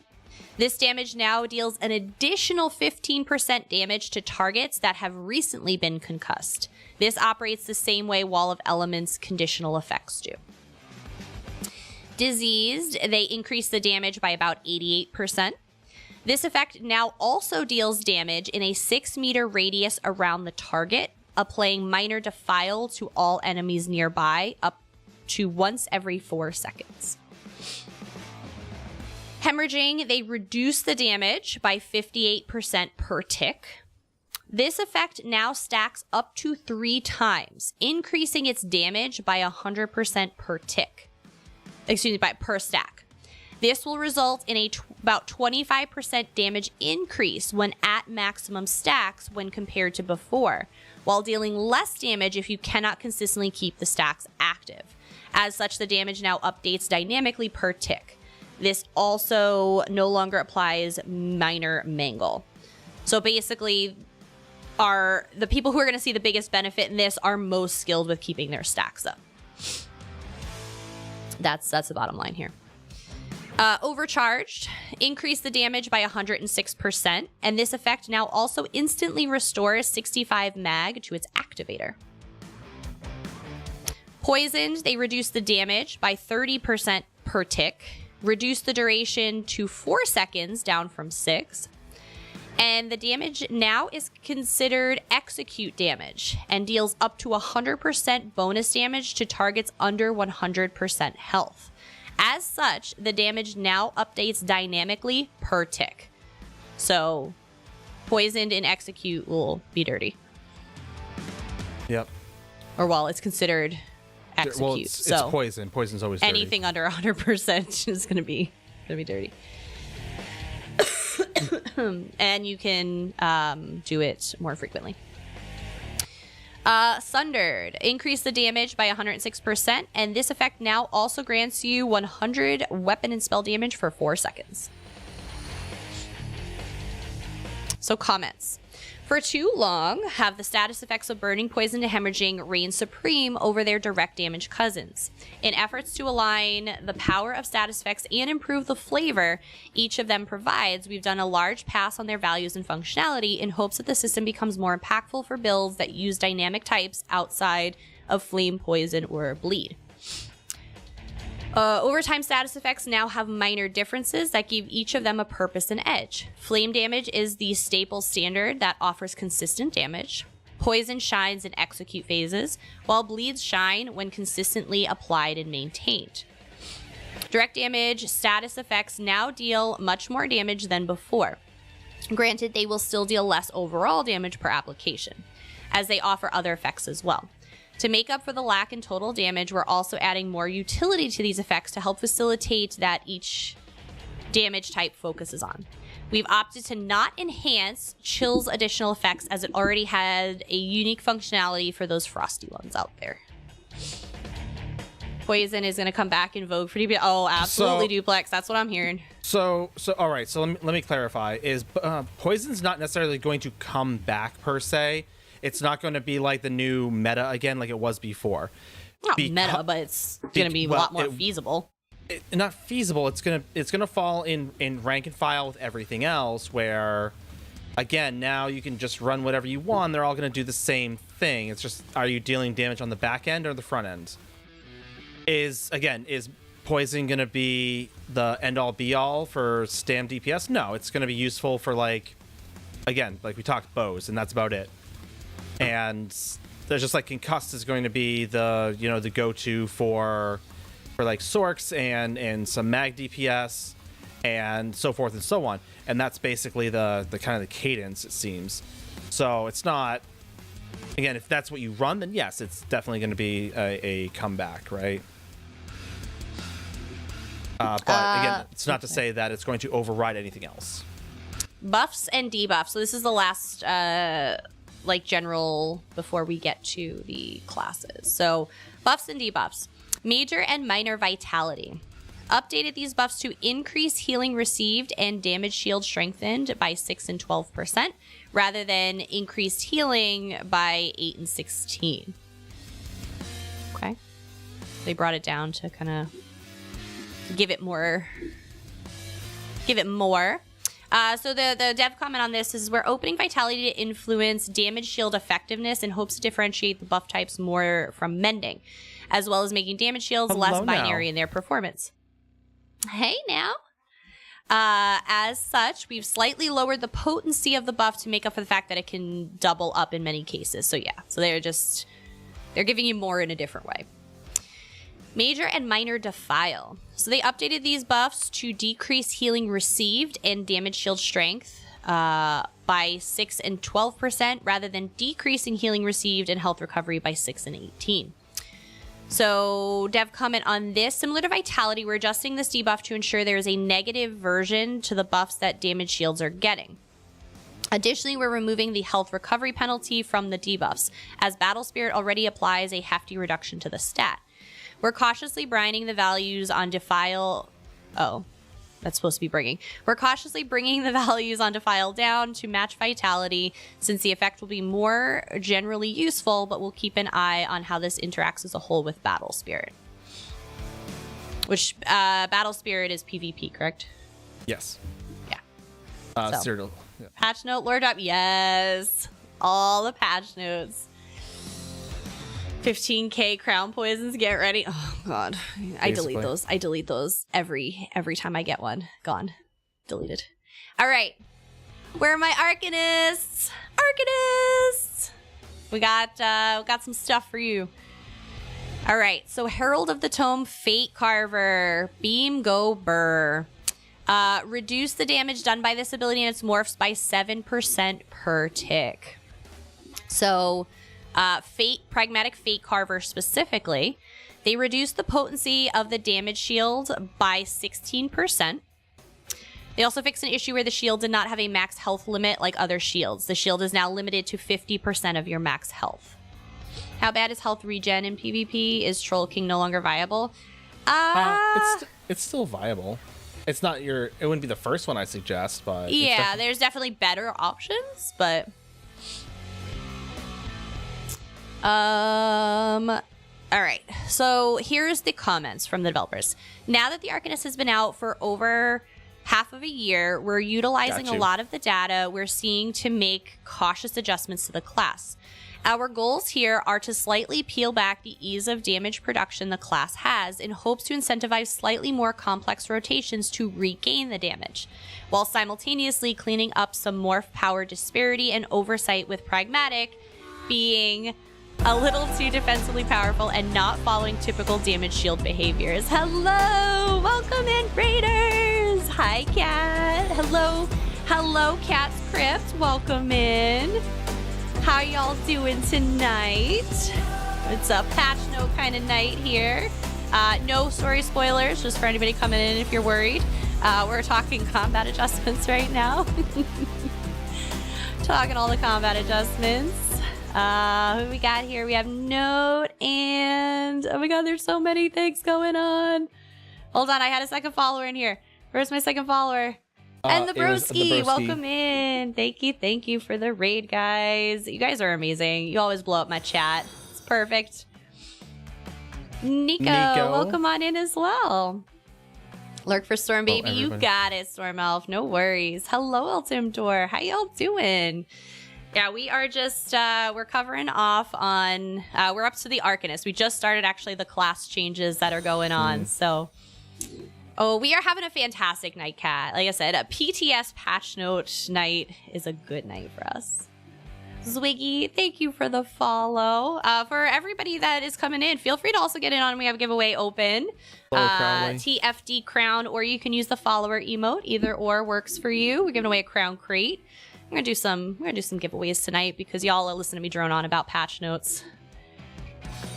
I'm so glad y'all are. Yeah, we don't do any dungeon spoilers, especially Dreamlight Demon. Welcome in. We stay completely away from dungeon spoilers altogether, and we don't go into like the story or the context of them. We kind of just give the name, we talk about the sets, and we move on because the story is the best part for a lot of people. So that's why we actually don't really quest on stream. Yep. Yeah. We definitely don't do it on PTS, but we don't really quest on stream just so we don't ruin that for people. So Lunar, we on occasion we'll look through the house. We'll jump on PTS and look at the houses because that's not a super spoiler to us. It says they've shown it on Bethesda Live. I know they did the dungeons too. Yeah, they did the dungeons too, but yeah. But like I said, so we'll give you a chance to like look at the houses, but that's about the extent of it on PTS. I think this year what we're actually going to do is we're going to do walkthrough videos and put them up on YouTube. That is our plan. I just had a rough day at work the other day. So after starting the week with layoffs, it's been a little bit of a rough week. So I haven't been able to do as much as I've been wanting to do. So Peanut Butter, this time around, they're not like major. They're more quality of life level, but... yeah, Tank's getting some good quality of life. Visuals for taunting and over-taunted enemies. We actually just talked about that. Especially for our console friends. Especially our console friends. Yep. So it'll be one less add-on for PC friends to run, which again is one less thing to bog or go wrong. But yeah, no, Tanks will be getting definitely some good quality of life this time around taunting, which we're super excited about. But yeah, and like I said, Peanut Butter, honestly, again, for me as like a healer, I don't see a ton of changes. You know, sometimes, there's something big that'll shake up a healer, but it tends to impact DPS a lot more. That tends to be where a lot of the heavier hits take. So as I said, we were just talking about Arcanist. We just got through talking about the Fate Carver reduction in damage and stuff like that. So we're just headed off on a few other these Arcanist changes coming, but the DPS always taking it. Yeah, and that's the thing as Irish Alice is because a lot of times damage is most noticeable in the game, and you know the power creep, if you will, of damage tends to be the biggest issue that they always have to rebalance out, right? You know, your tanks don't really, you know, where maybe their buffs or debuffs could get a little out of control, especially like healers too. You know, their debuffs and buffs are, you know, a little too powerful. Again, your damage is the most, you know, prevalent and noticeable. So that's where a lot of things come from. But They broke block. So that's why I love being a support character. Woohoo! Tank and healing. Mostly healing. All right. So Psychic Lesion is going to be getting a little change. They reduce this passive's increase to applying status effects from 75% down to 55% to make up for the status effect buffs in this update. So again, buffs are going to be a lot more powerful. They're going to change some stuff up a little bit. I'm sorry, status effects, not buffs. Status effects are going to be a little more powerful, so they're reducing the passive increase. The Imperfect Ring. Increase the radius of this ability and the Fulminating Rune Morph to 6 meters up from 5 to better match their visual effects. The Rune Break synergy from all versions is also now 6 meters up from 5, which is nice. And then Rune of Displacement, increase the radius of this morph up to 10 meters. To 10 meters up from 8 to better match its visuals. So again, we're going to get some bigger areas. They always have to put out fires. Yeah, Caligula. And that's one of the big things. So when we got to be part of the preview and they had the Q&A session and, excuse me, Rich talked about, one of the questions that came up was, what's ESO going to do about the ridiculous number of sets in this game? And Rich said there's about 600 sets right now, which honestly, like, I'm so used to, with the guild hall visualizing crafted sets, but you forget about, there's the overland sets, there's dungeon sets, there's trial sets. I kind of forgot about those. So there's around 600 sets in this game. And, somebody said, like, are you going to stop doing that? Are you going to keep doing more? It's getting a lot of control. And he said that it's definitely a conversation that Wheeler has already brought up and kind of started and prompted the team on is 600 sets later, it's hard to make something unique, right? It's very tough to make unique. Yes, and PvP says exactly. So, hello, Woodchopper. So, it's very difficult to come up with something A, unique, and B, when they have to make, some adjustments, it's a lot of sets to think about, right? So they don't really have a direction yet, but they are definitely having the conversations if they, comb out, some of the sets that aren't being used to make room for more, or if they, kind of peel back on adding so many sets a game. Those are all the conversations happening now. So it is definitely top of mind for them, the pure number of sets in this game, but homogenizing the base game land sets the same across all base games. Yeah, I mean that could definitely be a thing. Is to make your zone sets all the same. There's definitely a lot of potential options and routes they could go. So it'll be interesting to see what they kind of choose to do and what path they choose to take. Insane to think they're that many. It is, Kella. So we've played, for those who are newer here, we do a terrible job at introducing ourselves. So I apologize first and foremost. I'm Mrs. Ninetails. This is my husband, Ninetail Fox. We are co-stream here.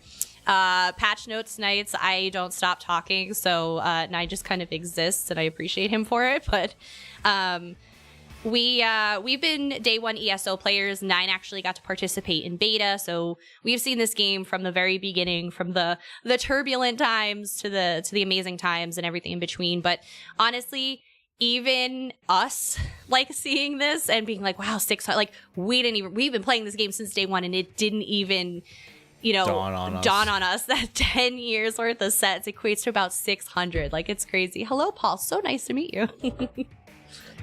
This is ESO. So, which, like I said, it can be a little overwhelming sometimes too. And like I said, that's where, I love, having Nine, who's very much into builds, and, Duma, aka the Game Room, who's another streamer on the stream team who just does phenomenal, well-tested builds and kind of takes that guesswork out of builds for me. I'm just a tell me what to wear and I'm gonna wear it.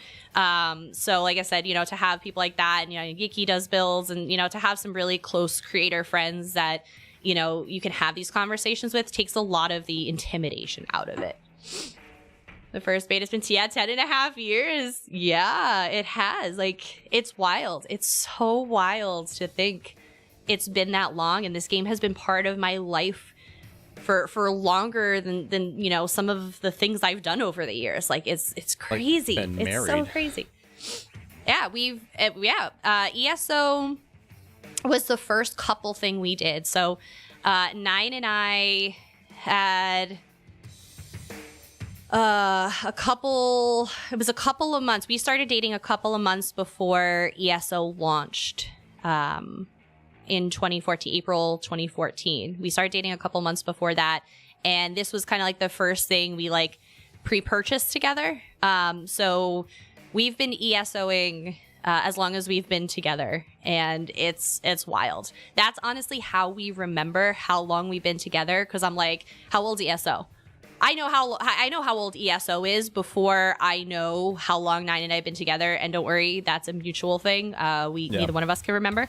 So it's kind of fun to be like, oh, yeah, I can tell you ESO is 10 years. Like I can tell you the date. Like sometimes I have to think about my anniversary date, but I can tell you, ESO, like it's wild. But thank you now. So yeah, we've been dating 10 years, or we've been together 10 years.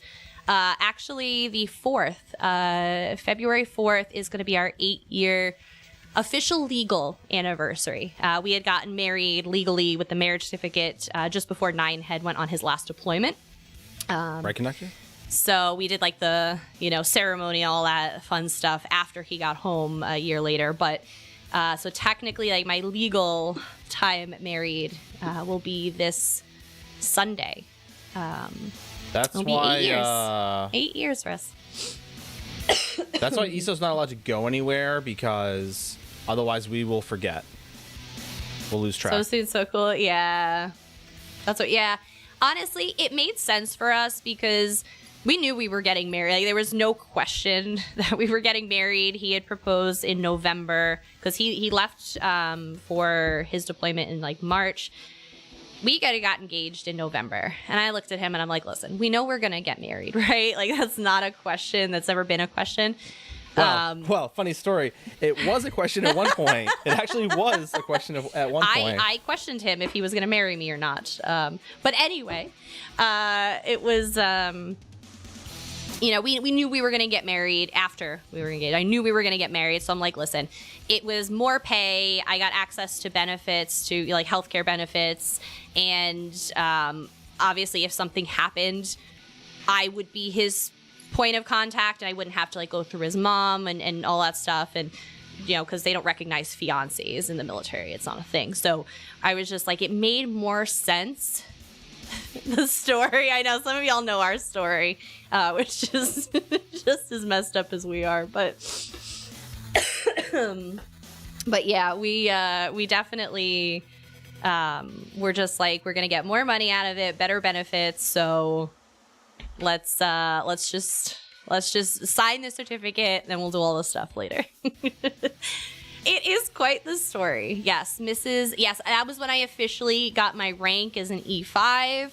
That was when I officially entered the military and received my rank, and I have the hardest job in the military, obviously, and if you are prior service or a connection to the service, please know I am being wildly sarcastic right now, and I do not actually mean any of this. As she likes to remind me, that's when we got our rank. I'm like, yes, that's when we got our rank. Having benefits, I think benefits is honestly the very short story is getting the free healthcare for a year, getting the free government healthcare for a year was the worst decision I ever made, and I would rather have paid outrageous prices for my employer's private healthcare for the year. I would go back and I would absolutely pay all of that money because government healthcare is awful. At least military government healthcare. I can't speak to anything else. Military government healthcare is awful. We didn't seem to get the trauma. Right, Puck? Right? Right. We don't get everything. I know what together. He went through. I know. I understand. God, I hate those people. TRICARE specifically, yeah. TRICARE, yeah, TRICARE. I will say, yeah. TRICARE sucks. It's the worst thing in the world. Government healthcare is pretty. I honestly said I haven't had really any experience with government healthcare outside of that one awful year I did.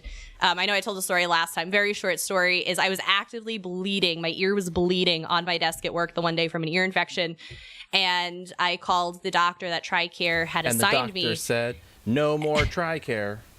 And it was May, and the doctor said the first available appointment for me was August. I'm like, I am bleeding on my desk right now. And they said no. So I went to Minute Clinic, and I get in there after waiting 2 hours, which was not a minute.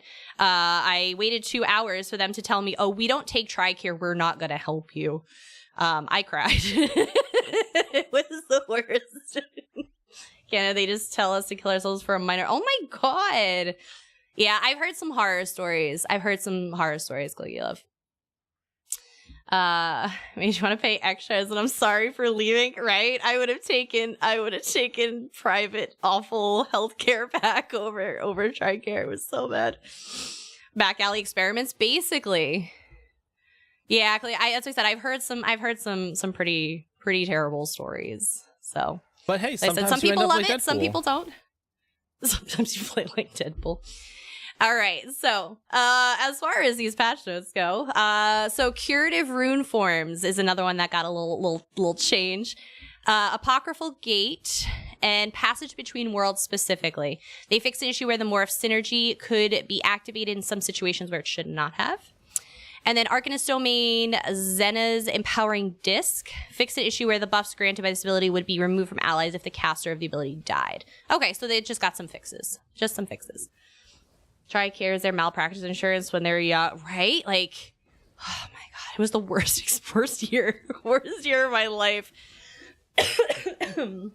I never thought I would beg to go back on overpriced healthcare. I never thought. The history of medicine sounds like surgery from your village blacksmith is more desirable than TRICARE. At least they would have been willing to help me, Salvez. That's the thing. The village blacksmith would have saw me. He wouldn't have told me I had to wait 3 months, or that they wouldn't take my insurance and he wasn't going to help me. I would have taken anything at that point. All right, so those are our changes for Arcanist. So I wanna make a comment because obviously there's a lot of the creators that do a lot of builds and a lot of end game content, right? And because that's where a lot of this sees the biggest impact is your end gamers, right? Your people who have perfected their weaves, they min max, right? So 8 Puppies, a fellow member of the stream team, has done a lot of PTS testing. I know he was going to do more on stream tonight. He's actually on right now, and his first initial testing has revealed about a 5% overall decrease with the Arcanist Fate Carver nerf, right? Which he said equates to maybe like 2 to 3 minutes more on a boss. He said from an endgame perspective, it's not earth-shattering, right? And again, now these are people who can min-max the heck out of their damage, who have perfected their weave, who have perfected their rotations. These are very elite players. And they're seeing, like I said, a 5% decrease at that elite level. So for a lot of you guys, you may not see that same, damage reduction, right? You guys, may even feel less overall. So just keep that in mind. Again, this is also first pass. They may or may not adjust this in the next 5 weeks that are coming. This is week 1. These aren't what go live right away. So, hello, Admo. So just keep that in mind. But again, from, the side of endgame, player, those elite players min-maxing, don't be sorry about being late. You're welcome here anytime. You can stroll in anytime you want. They're not seeing a crazy reduction where obviously people are immediately reading this and they're going, oh my God, reduced damage. It's, gonna blow a hole and everything. It's not as bad. So I won't notice because I'm horrible already and never see me back. Exactly, right. Like I said, for someone like me, I probably won't see a reduction in damage. I'll be fine. So again, when people are out there, with their clickbait headlines of, oh my God, Arcanist got nerfed. It's not that bad. Yes, there is a little bit of a damage reduction. You'll be okay. I promise. I'm Jack's complete lack of surprise. Exactly. And that's what I said. This is something we told everybody when Arcanist launched. They're like, Gibson, oh, this is thank you for the OP. follow. Welcome in. Oh, this is OP. This is great. Oh, I'm going to cut through everything. And we warn people, at some point, they are going to balance it out. Usually a year later, which is, like I said, about 6 months, the following year when the new chapters come down, they're going to do some balancing. They did it with Warden. They did it with Necro. This is what happens. So we're not even remotely surprised. And we kind of tried to warn people about this, that you're going to see a little clip here and there at some point. But again, it's not awful. So. All right, where are my DKs at? Where are my DKs? We got some changes on the DK coming. So we have Ardent Flame Combustion. So this passive now increases your damage done with burning and poisoned by 20 and 40%, which is up from 16 and 33. Yeah, Millennial, that's why I said there's definitely some offsets, right? Like I said, they're offsetting things. So the passive is increasing damage done with burning and poisoned.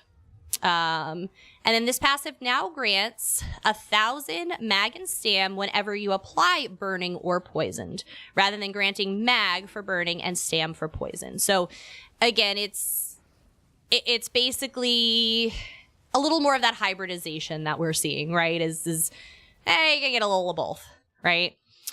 So their comment on this, the passive has been reinforcing some restrictive morph engagement with DKs who are trying to efficiently use it to its full power. Depending on your build type, you'd always need to find ways to find what damage type your build had less of through other morphs, enchantments, or item sets to ensure both parts of the passive proceed reliably. Procced reliably. This passive should now be much simpler to understand and utilize and impose less restrictions while also being less demanding on server performance. So again, that's a big thing here. Less demanding on server performance. We love to see those, right? Yes. As someone who plays a DK tank, again, I was using the Noxious Breath because that's the kind of where my character leaned toward. I was very stam heavy. But this is kind of giving me a little more freedom to go either way, right? And to figure out what I, if I want, burning or poisoned, which with the buffs to poisoned could be still great to keep noxious for me. We gain 1 to 2% more. Is actually a good job balancing out without. Exactly. And like I said, some people see damage decrease and they start freaking out. Like, sometimes you got to look at it, right? Except for Sorks. Sorks That's never why I see got damage my arc decrease. to CP and ain't touched it since. Let it hit a few times and get on it. Yeah, and like I said, I think this will probably be the one major change to it. We'll see some continued balance changes as, content demands, but like I said, I don't expect a massive shakeup beyond this, but this is exactly, I called it. As soon as this came out, I said they're going to come after this fake Carver one day. And they are. We knew it was going to happen. I like Templar, but DK tankiness is always tempting to play daily. I do love good DK. That was actually my original character when we started day one. A DK is what I built. So Darker Communities, Nine's mentally preparing for that when we go over that. And I told him he has to behave tonight, so... DKs are great. I'm a big fan. Fiery Breath, engulfing flame specifically. So this morph's flame damage taken debuff now scales off the highest. Not yet. NTC. Yeah, no. Nightblade is. We have Necros and then Nightblades. The morph's flame damage taken debuff now scales off the highest of your offensive stats rather than in. The typos. Somebody's in trouble here with the grammar. Rather than in addition of your weapon and spell damage. This will make the max value harder to reach for non-damage dealers overall. Tanks. While remaining relatively unchanged for most damage-oriented builds. Draconic Power Dragon Leap. Fixed issue where this ultimateness morphs knockback and stun effects could fail to animate properly on targets, which, yeah, I've seen a number of times. I love my good Dragon Leap. And then Earthen Heart Molten Weapons, which I use as well. They fix an issue where the ability and morph's visual effects could appear to engulf your companion's entire bodies in sweltering magma rather than just encasing their weapons. No companions were actively hurt in this process, somehow. I love the flavor. Gina puts in these. So just a couple fixes. Couple fixes for Dragon Leap and Molten Weapons. No changes.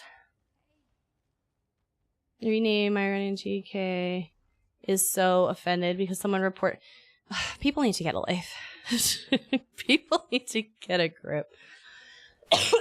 9 has a necro. I think it's what is she? Bring me your manager. Bring me your manager. Sark dude's unique feather only brings briefly most of the to be needed, not just something to run. Not sure I want to repeat it. Oh, you named it too is so offended. Oh, okay. Okay, it was something else. I was gonna say, I'm like, how is that? Like, are people getting offended about being offended? Come on now. You know the answer to that. It would make sense though. I wouldn't put it past people. All right, so that's it for DKs. So nothing like overly crazy. You're getting a little more flexibility on your hot, nasty breath. Ruh-roh. All right, so Necros. Gravelord Blastbones. So Blastbones got the big change here. So they reworked this ability and the Stalking Blastbones morph. So it is now renamed to Sacrificial Bones. This ability and the Stalking Blastbones morph, which has also been renamed, will now summon a Skelly that after their formation delay, jump to their owner to infuse them with power for 10 seconds, increasing your damage done with Gravelord and damage over time effects by 15%. So instead of trucking over your enemies, it is basically going to jump on you for a piggyback ride. These abilities no longer require a target to activate, but instead require you to be in combat. Stalking Blastbones, they renamed this to Gravelord Sacrifice. This morph extends the duration of the bonus to 20 seconds, increases the damage done effect to 20%, and allows your next corpse consuming ability to treat you as a corpse while the effect is active. So got a pretty sizable applause there. Blighted Blastbones, I'm gonna say that correctly. This morph's overall functionality remains the same to retain a way for the original playstyle of the skill to be kept. They reduced the base cost of this morph from $22.95 down to $18.36, so it is easier for non-stam focused builds to sustain. So basically, they just made it cheaper. I want to see how that works when you use the tethers on yourself. That's interesting. That's interesting. We get another backpack. No more backpacks. You get no more backpacks. unless you're talking the Skelly, then yes, you get an extra backpack. They managed to make the class set irrelevant. I'm not super familiar with the class set, but I'll take your word for that, Shell. You get a bony backpack. So there's a known issue. Just as an FYI, Sacrificial Blastbones and Gravelord Sacrifice Morph may still report their original name for combat log events and API. The damage increase for dot effects may not reflect properly on tooltips, but should still apply to the actual damage and logging. So a little comment from the devs. We're finally taking a stab at adjusting this ability to help Necros who don't want to constantly manage a short duration ability, as it put a significant demand on creating complex and dynamic rotations in real combat. We've been saying this for a while. Necros can be a little more complex. That's absolutely a fact. They admitted it. The reworked version will allow you to use the ability itself more dynamically, where you can continue to frequently activate it to produce and gobble up corpses, or use it less frequently and enhance the rest of your toolkit, so you can focus on other elements of gameplay, like spell slinging or tether interaction. So they want to tone down how complex the necro rotation can be. Yeah, so we talked about that a little bit earlier. We did. Lets you use yourself as a corpse. Oh, that was Hello, gotcha, Katie. Gotcha. How are you? Hey, Katie. How you doing? Death Knell. Increase this passive's crit chance to 5 and 10% per ability slotted while meeting its conditions, which is up from 4 and 8%. And Shocking Siphon, they just fixed an issue where the ability and morphs damage were not properly creating their AoE around the corpse that they were targeted on. You're good. Lurk away, my friends. Thank you for being here. All right, living death. Reanimate, animate blast bones. Isn't that a water? Oy. No, that you're thinking of liquid death. Liquid death. Not living death. This morph now only spawns blighted blast bones rather than spawning the version of the ability you've morphed, as there's little benefit from having multiple skellies active from sacrificial or grave lords. So even if you want to go mag and use blighted blast bones, there you go. All right, so that's basically where Necro is ending out. So they're making some decent size changes overall. But hopefully, like I said, it gives you guys a little more flexibility. You can still kind of keep some of the play style you have, but it hopefully simplifies the rotation a little bit for some of you guys that, and maybe rotation's your kind of weak point, right? All right, Nightblades. I know we got our Nightblades in here. I think Annie was asking about Nightblades. NTC. All right. NTC. Oh, NTC. Sorry, NTC was. All right. Assassination, Deathstroke, Incapacitating Strike. It's not mostly dead. It's not dead. Yeah, it's just a rework, if you will. You have options now, basically. Yeah. Yeah, it's not awful. It's not awful. That's why I said I know our resident Necro is lurking around in here. It's undead. That is true. That is true, Sir Crowley. It is not dead. It is undead. I'm gonna be very, very clear about that. We're getting to Templar. I promise. We're going down the list. So no, you're not getting to Templar. Why? They didn't do anything to Templar. Templar and Warden weren't mentioned at all. Warden was. Templar was not. Okay, Templar, you get no changes. You're good. Well played. So, spoiler alert for any Templars. You're good. There was nothing to mention in here. You may have some weapon stuff. I don't know if there's a weapon in here at all. No weapon. Oh, they didn't touch weapon. All right. Well, sort of. Oh, no. Yep, no weapon. All right, so there's your... So, yeah, Templars, you're good. You're free. You're free to go. Okay. No Dark Archimedes. There'll be no puppets tonight. All right, so Incapacitating Strike. They increase the damage done of the enhanced weapon version of this ability by 10% and extended the duration from 12 seconds up from 8. The ultimate no longer grants Reeve for slotting. So their comment on this, to help differentiate these morphs more, we're moving away from both of them granting a passive and active effect, and instead splitting them up. Soul Harvest will now focus more on its passive effect of printing ultimate in high kill count situations, your trash mobs, while Incapacitating Strike doubles down on saving up extra ulti for devastating bonuses in the moment of its cast. I can ask. I can definitely ask and see if Rich is willing to disclose that info. Yeah, so Crowley, that's one. I don't think they've ever put it out there. There's one set that's coming out. I believe it's the Sleuthgroth set that is also actually really good for Templars.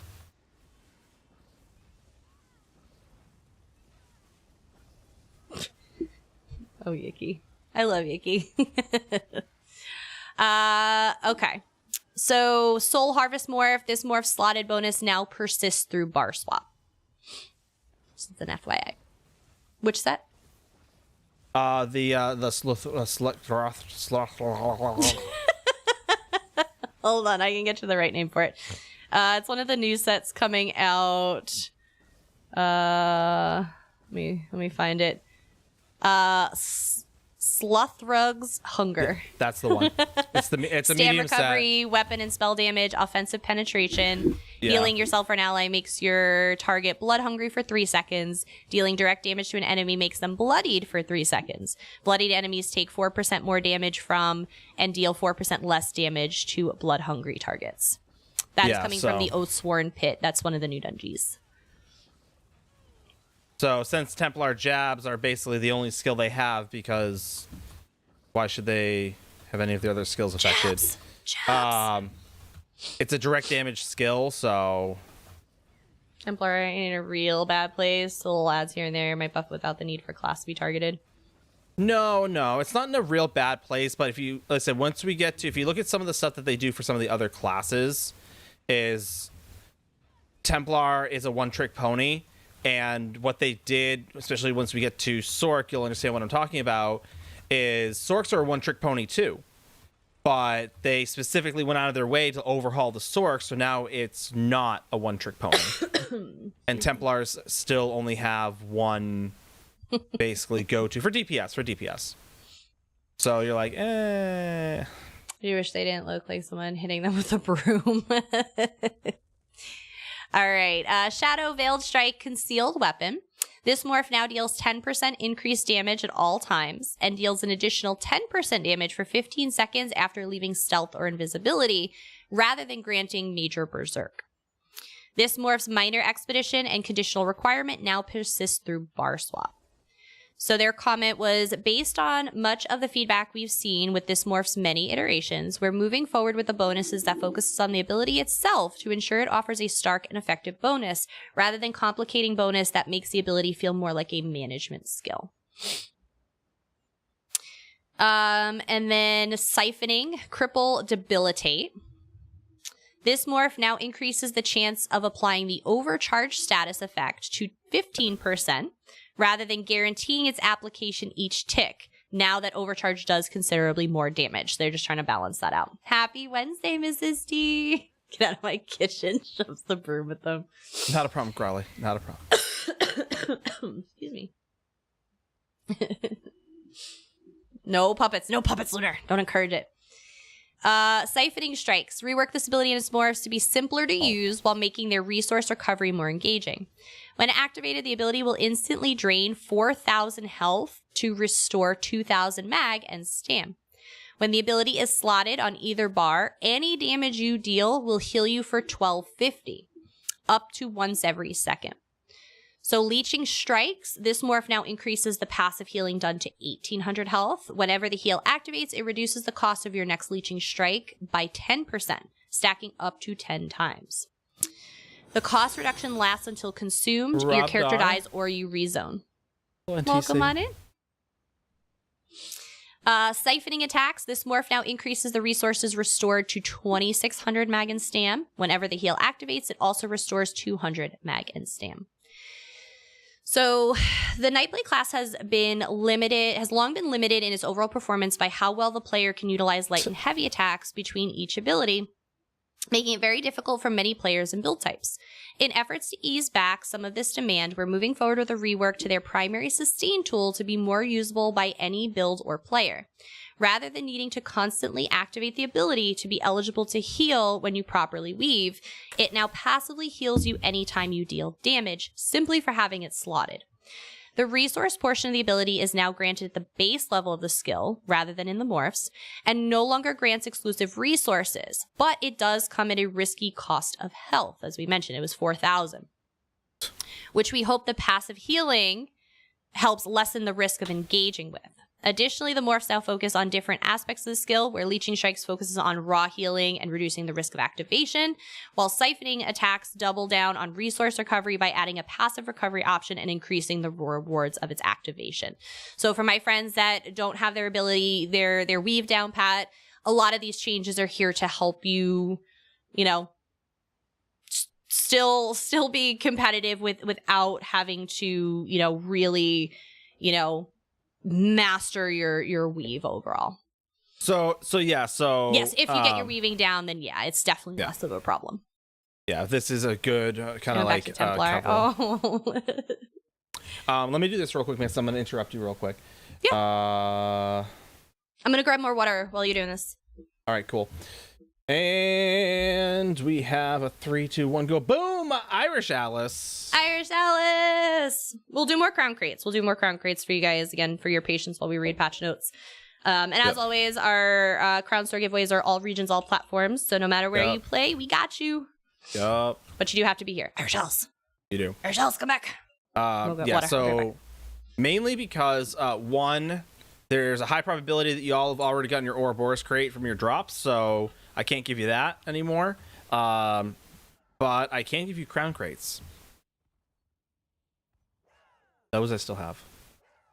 and the new Crown store isn't gonna refresh until like the 2nd, basically. So, Irish Alice, I need you to come back. Claim your prize.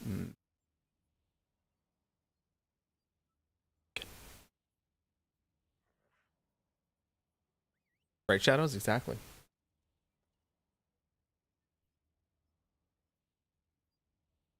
Everyone gets the same 2-ish minutes, depending on my mood. More so based on the time. I'm not gonna lie, Pooh Bear. The February Crown crates are not my favorite. I'm not a fan of the Sovngarde crates, personally. But not as bad as the potentate. I hated the potentate more. Yeah, those are pretty bad too. But we do get like a week of free crates. Crypto, thanks for the follow. Welcome in. Gambling illegal. Welcome in, Crypto. Excuse me. I guess, but there is some good stuff coming in February too. We can go over the Crown Store showcase tonight too. Yeah, if we have time. If I get through all these patch notes. All right. Irish Alice, I'm so sorry. I'm sorry, Irish Alice. Boom, Salvez. Salvez, you here? Oh, of course Salvez is here. As I said, don't worry, we're going to do more giveaways. Salvez is usually lurking so we can throw out one of those smart-ass comments every now and then. Right. Is nobody here for my crown crates? I'd proxy if I could. Right. There it is. All right, here Salvez, here. just remind me where you want it. Yep. And because I already planned for it, boom, Schwa. Schwaddled. We probably are butchering that, and I'm so sorry. Like swaddled in a blanket? You should be more like Eli. Eli, you mostly behave. You want the dragon on EU?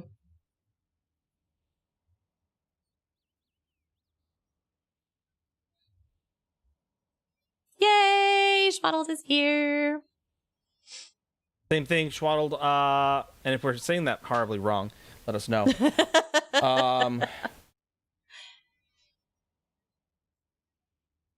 Yeah, let us know your at name. Yep, at name, platform, and region, and we'll get you some stuff and things. All right, that are we doing another crate? Yeah, well, I've reopened it, so it's reopened for more crates. Fresh giveaway, re-enter. Robdar. But you got it right? All right, sweet. Sometimes we get a rare win. Rare W. Magician. Welcome in. Thank you for the follow. My ID is longer and non-Twitch friendly. It happens. Fair enough. But yeah, Schwaddled, just let me know what your at-name platform region is. No. It is for all platforms, all regions, noob. All platforms, all regions. Anytime we do stuff from the Crown Store, it will be all platforms, all regions. Yep. If it is platform limited, we will put that up here to let you guys know. But we went out and bought an entire console so that we could make sure we had all our friends' backs. Yep. We went out and bought a console, PlayStation just so we could do that for you guys. Got the account. We love you guys, and we want y'all to have everything no matter where you play. Knight is a noob. I am. Noob. No, you bacon. Pooh Bear. Pooh Bear are the rumors. All right. All right. So you do that. That's your open. night They're all plates. entering in. Little. Those are your... Jesus Christ. For anybody that's newer here, I made this terrible decision to get a receipt printer so that anytime people sub or gift subs or bits, it prints me out a receipt. And what I didn't anticipate was it being a jump scare. I like know it's coming, and then like the anticipation builds up because it's a slight delay, and then it scares the ever living daylights out of me. So if I'm screaming randomly, I apologize. I gotta figure out why it's printing an extra little nub, so it's like 2 jump scares in one, and I don't like it. It's terrifying. So, anyway. Sorry, my bad. All right, so that is your Nightblade. Those are your Nightblades. So the part of the program where Nine's not here, so I'm going to start with them. Yes, if anybody's stressing about if the crown symbol is showing up or not, it doesn't have to technically show up. The symbol is only for the emote to show up, but the actual keyword is not case sensitive. I apologize if I missed a comment. Act like it's a kneecap. Miss doesn't get it. Yes, I am notorious for taking out kneecaps in D&D. You've owned an Xbox for 8 months and still not hooked up yet? Oh. Get on that. Get on that, Paul. Media printer that makes her snork. I think you guys have I think exposure therapy has taken that down for me. Now it just terrifies me. Xbox is life. Yes, we do have, like I said, technically we have guilds on all regions, all platforms, but first of all, I have to buy a updated PlayStation Plus subscription so we can get on and relist our PlayStation guild. JC is helping us lead that, one of our guild officers there. We have a very active Xbox NA, and oh Jesus Christ, oh Caligula.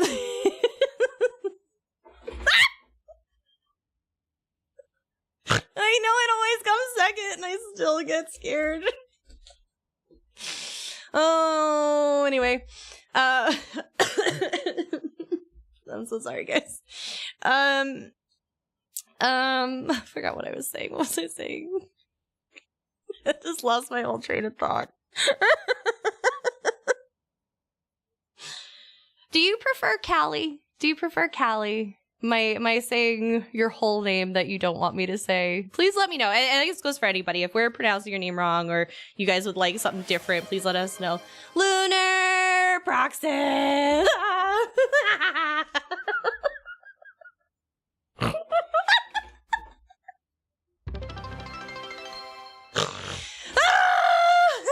hate this printer. This is the worst decision of my life.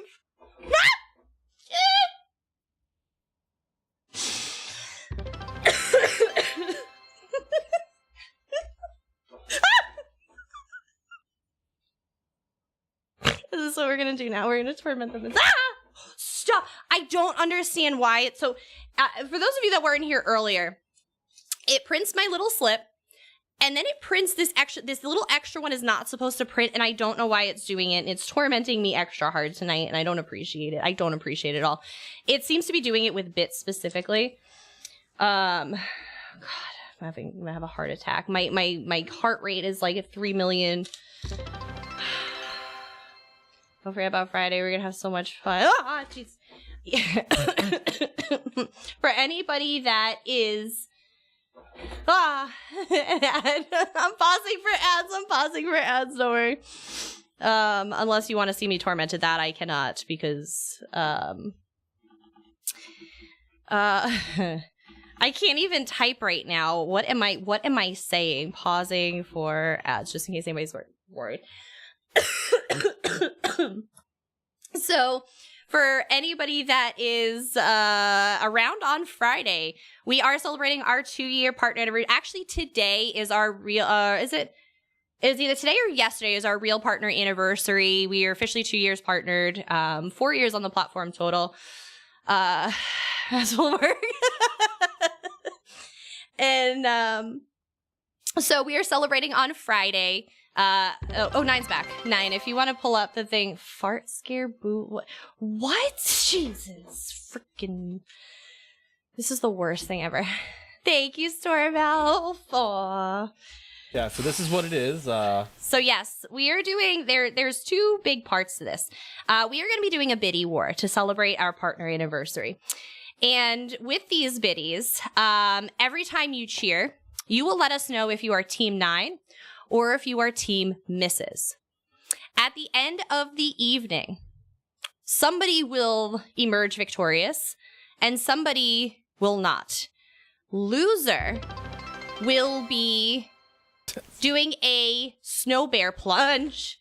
A snow bear plunge in the freezing cold Rhode Island in the freezing cold Rhode Island waters that we have here. So if you guys want to see Ninetales plunge into the 38-degree ocean, then you will donate to Team Misses. If you want to see me plunge into dark, cold waters, you will donate to Team 9. I know, Paul, I know, but it's still 38 degrees. So, Kalila, we are very much aware of the risks associated. Like I said, it'll be very quick, and I'm very fortunate that 9 is a 14-year medic. So he's very well versed on the care needed for that. So won't do me any good when I'm suffering from hypothermia. Stop it. So that's warm, 38 degrees, right? So yes, we're doing a little snow bear plunge. But of course, it wouldn't be a celebration stream if we weren't giving you guys stuff also, aside from entertainment value. So we are going to be offering reward tiers for the bits as we climb. And I apologize, I have a stream delay, so I don't know if 9 has it up, but we are going to be giving away merch. We're going to have stickers. We're going to have merch from our merch store. There's some fun things on there, like spa masks. We have character spa masks. We'll do those on stream.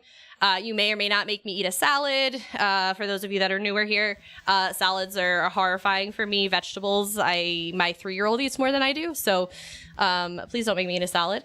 We're going to do a clippable moment. So basically, you guys, within reason, will get the ability to make us say anything you want. That can be clipped and later used to torment us. So, tell me more about that Fourth Wall merch. Yes, we're going to do some stuff and things. We're going to do some stuff and things from Fourth Wall. They're a fantastic merch shop. NTC, what if there's a tie? Oh my god, there will not be a tie.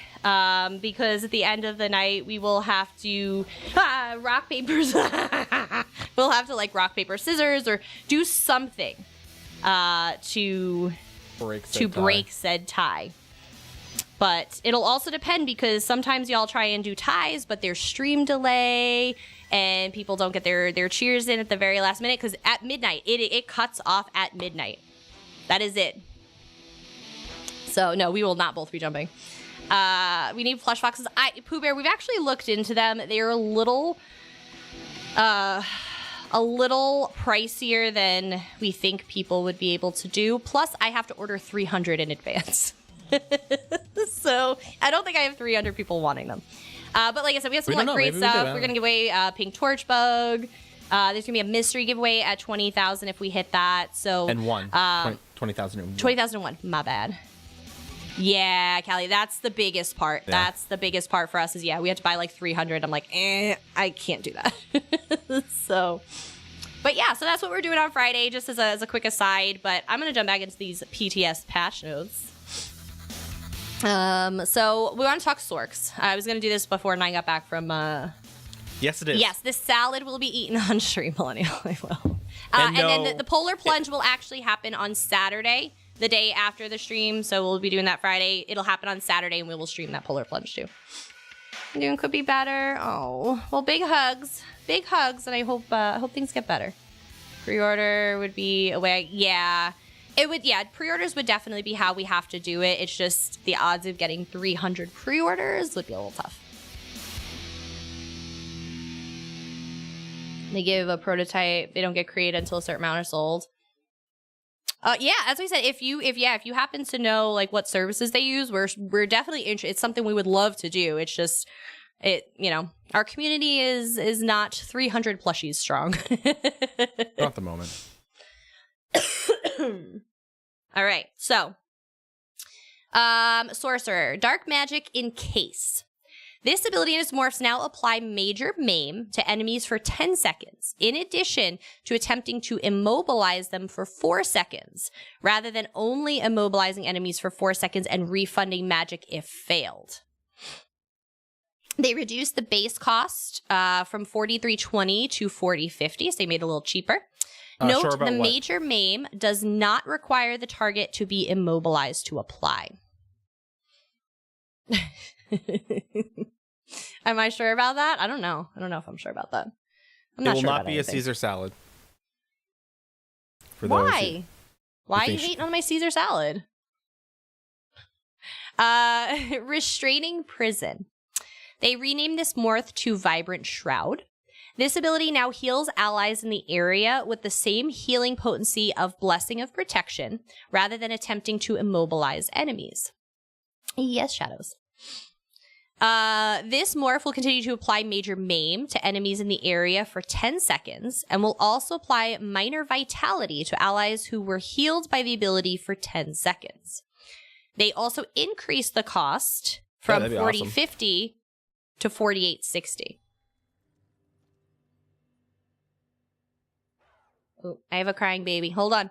Nine, do you want to take over, or you want to just chat until I get back? I can take over. You said they. I can give you the link. I wasn't sure if you. I did, but it's just easier in your jams if you want. Oh, already here. Okay, perfect. Nine will take over for Sorks. I'll be back while I take care of my crying baby. So Sorks basically were put onto God mode again. For those who were curious, if you play a Sork, congratulations, you are going to basically have the fin button. For lack of better, no. But in all seriousness, so basically what they did with Sorks, and we can look at this together. Let me scroll down all the way to Sorks, buffs, debuffs, Arcanist, yada, Necromancer, Nightblade, blah, blah, blah. Sorcerer, Dark Magic, in case the ability morphs now apply Major Maim to enemies for 10 seconds in addition to attempting to mobilize them for 4 seconds, rather than only immobilizing them for 4 seconds and refunding them Magicka if you fail to do so. Reduce the base cost to 40.50 down from 43.20. And note, the Major Maim does not require the target to be immobilized to apply. So you're going to get that Major Maim regardless. Restraining Prison, which is what the missile was on, with Vibrant Shield now, will heal allies in the area with the same healing potency of Blessing of Protection, rather than attempting to immobilize enemies. So you're going to get the heal over the immobilization. This morph will continue to apply Major Maim to enemies in the area for 10 seconds, and will also apply Minor Vitality to allies who were healed by the ability for 10 seconds, increasing the cost to 48.60, up from 40.50. All right, El Timtor, have a wonderful, wonderful evening. So Shadows, what they did with a lot of the Sork abilities is they did two things with it. One is they made it so they were trying to basically make it so that Sorks are a more hybridization, right? So they basically, again, like adding the Vibrant Shroud, now you have abilities that if you don't want to do the morph, you want to do more of a healing support style, now you can do Vibrant Shroud instead of just like, trying to immobilize a dragon in, VSS, right? And now you get the Major Maim, and you're also getting the Minor Vitality, which, again, you can only get one major and one minor of the same title from one source. You can't get it, they don't stack like that. So, and then again, to counter the fact that now it is doing so much, they brought the price of it up, about 810 mag. So there's that. And like I said, that's kind of what they're doing. The other thing they're trying to do is, again, and they mention it down here, is they are trying to make it so that Sorks don't have to be only pet Sorks. And I feel like my only qualm with that, if you will, is that from a DPS perspective, it's not like your pet Sorks are doing anything, right? It's not like your pets are doing anything. You're not sitting there like, yeah, you have to like maybe recast one of their special abilities every so often, but it's not like you're sitting there and like really like adding it part of your rotation. Right? They just exist. They do their thing. Even if you didn't use any of their abilities, they still are going to deal damage and exist. You're not doing anything to them. So, again, that they Sorks as a DPS from DPS perspective were a one-trick pony. You basically had up until heavy attacks came out, you had pet Sorks. That was their thing. They did crystal frags and their pets went ham. Right? That's basically what a Sork was. So.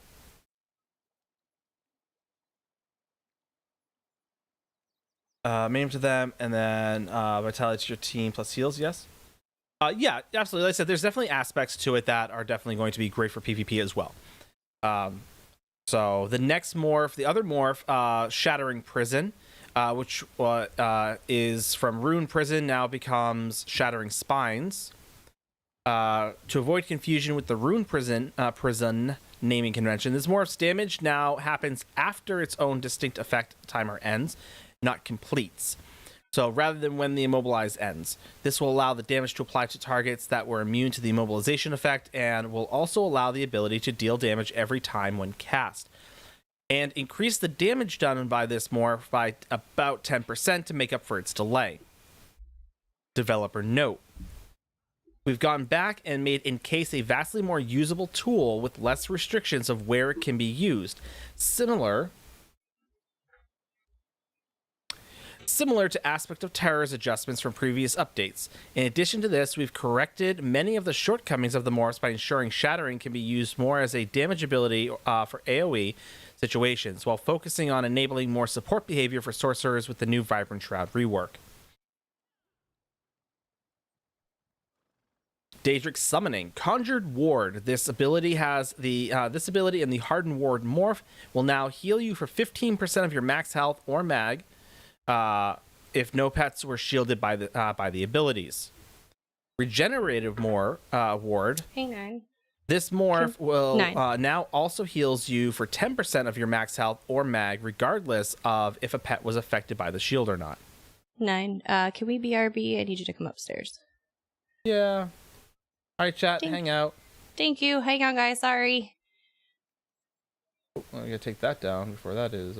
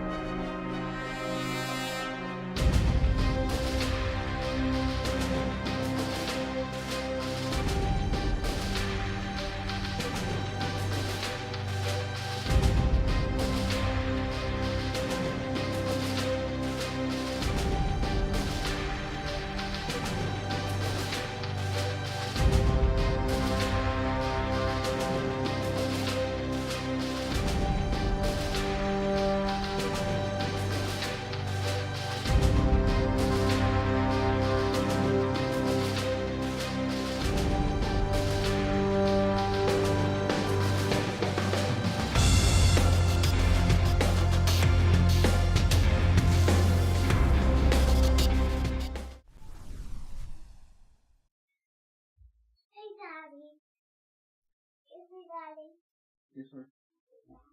Oh, that's mommy's pins. Why?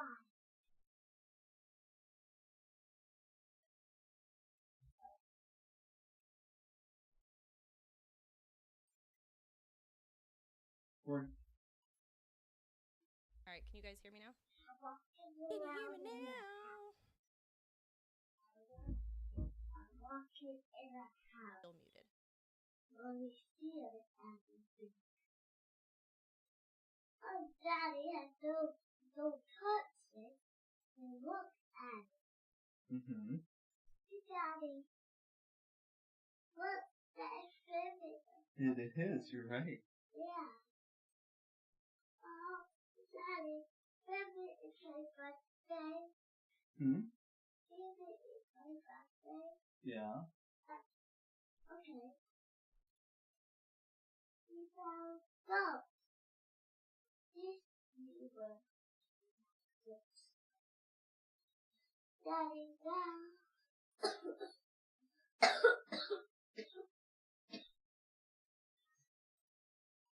Daddy. Oh, me.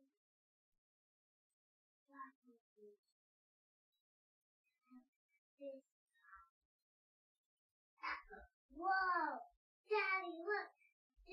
Can you guys hear me if I do this?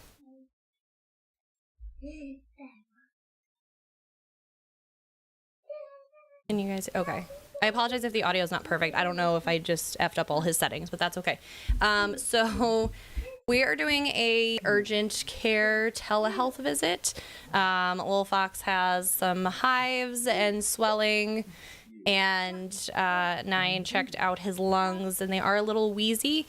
As someone who has a anaphylaxis reaction to mushrooms, anaphylaxis does run in my family.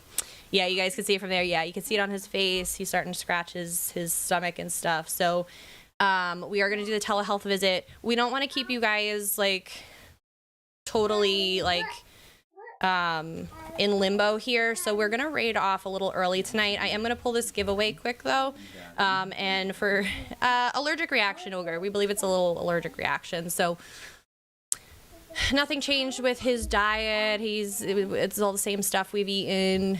No new soaps, no clothes, so we're not really sure what it is, so we're gonna take care of that. But one of these screens I have a Nightbot.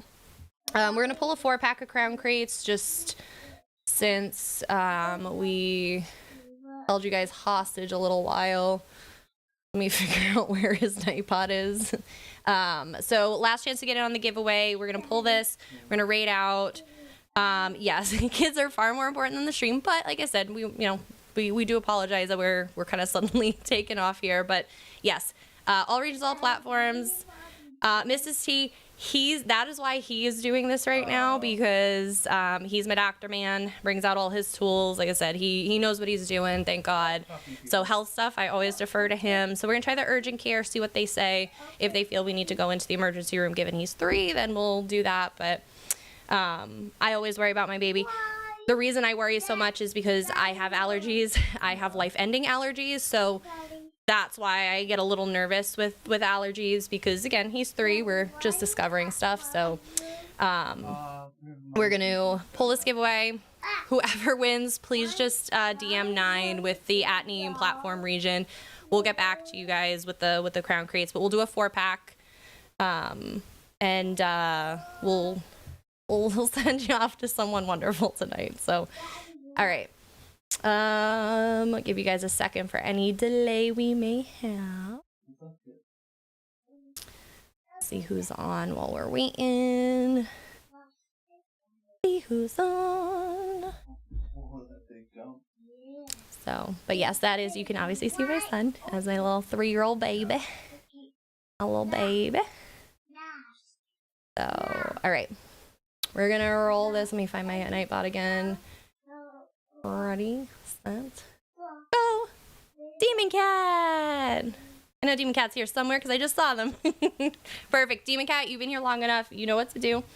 Perfect. All right. We are going to go over to... I just had them. Did I lose them? Dang it. Oh, there he is. Okay, we are going to go over to Drew You Out. We've rated Drew before. He is absolutely phenomenal. We adore him. So you guys know the drill. Exclamation raid 1 for any of my subs in chat. And then, hey. Sorry, I'm trying to type this out.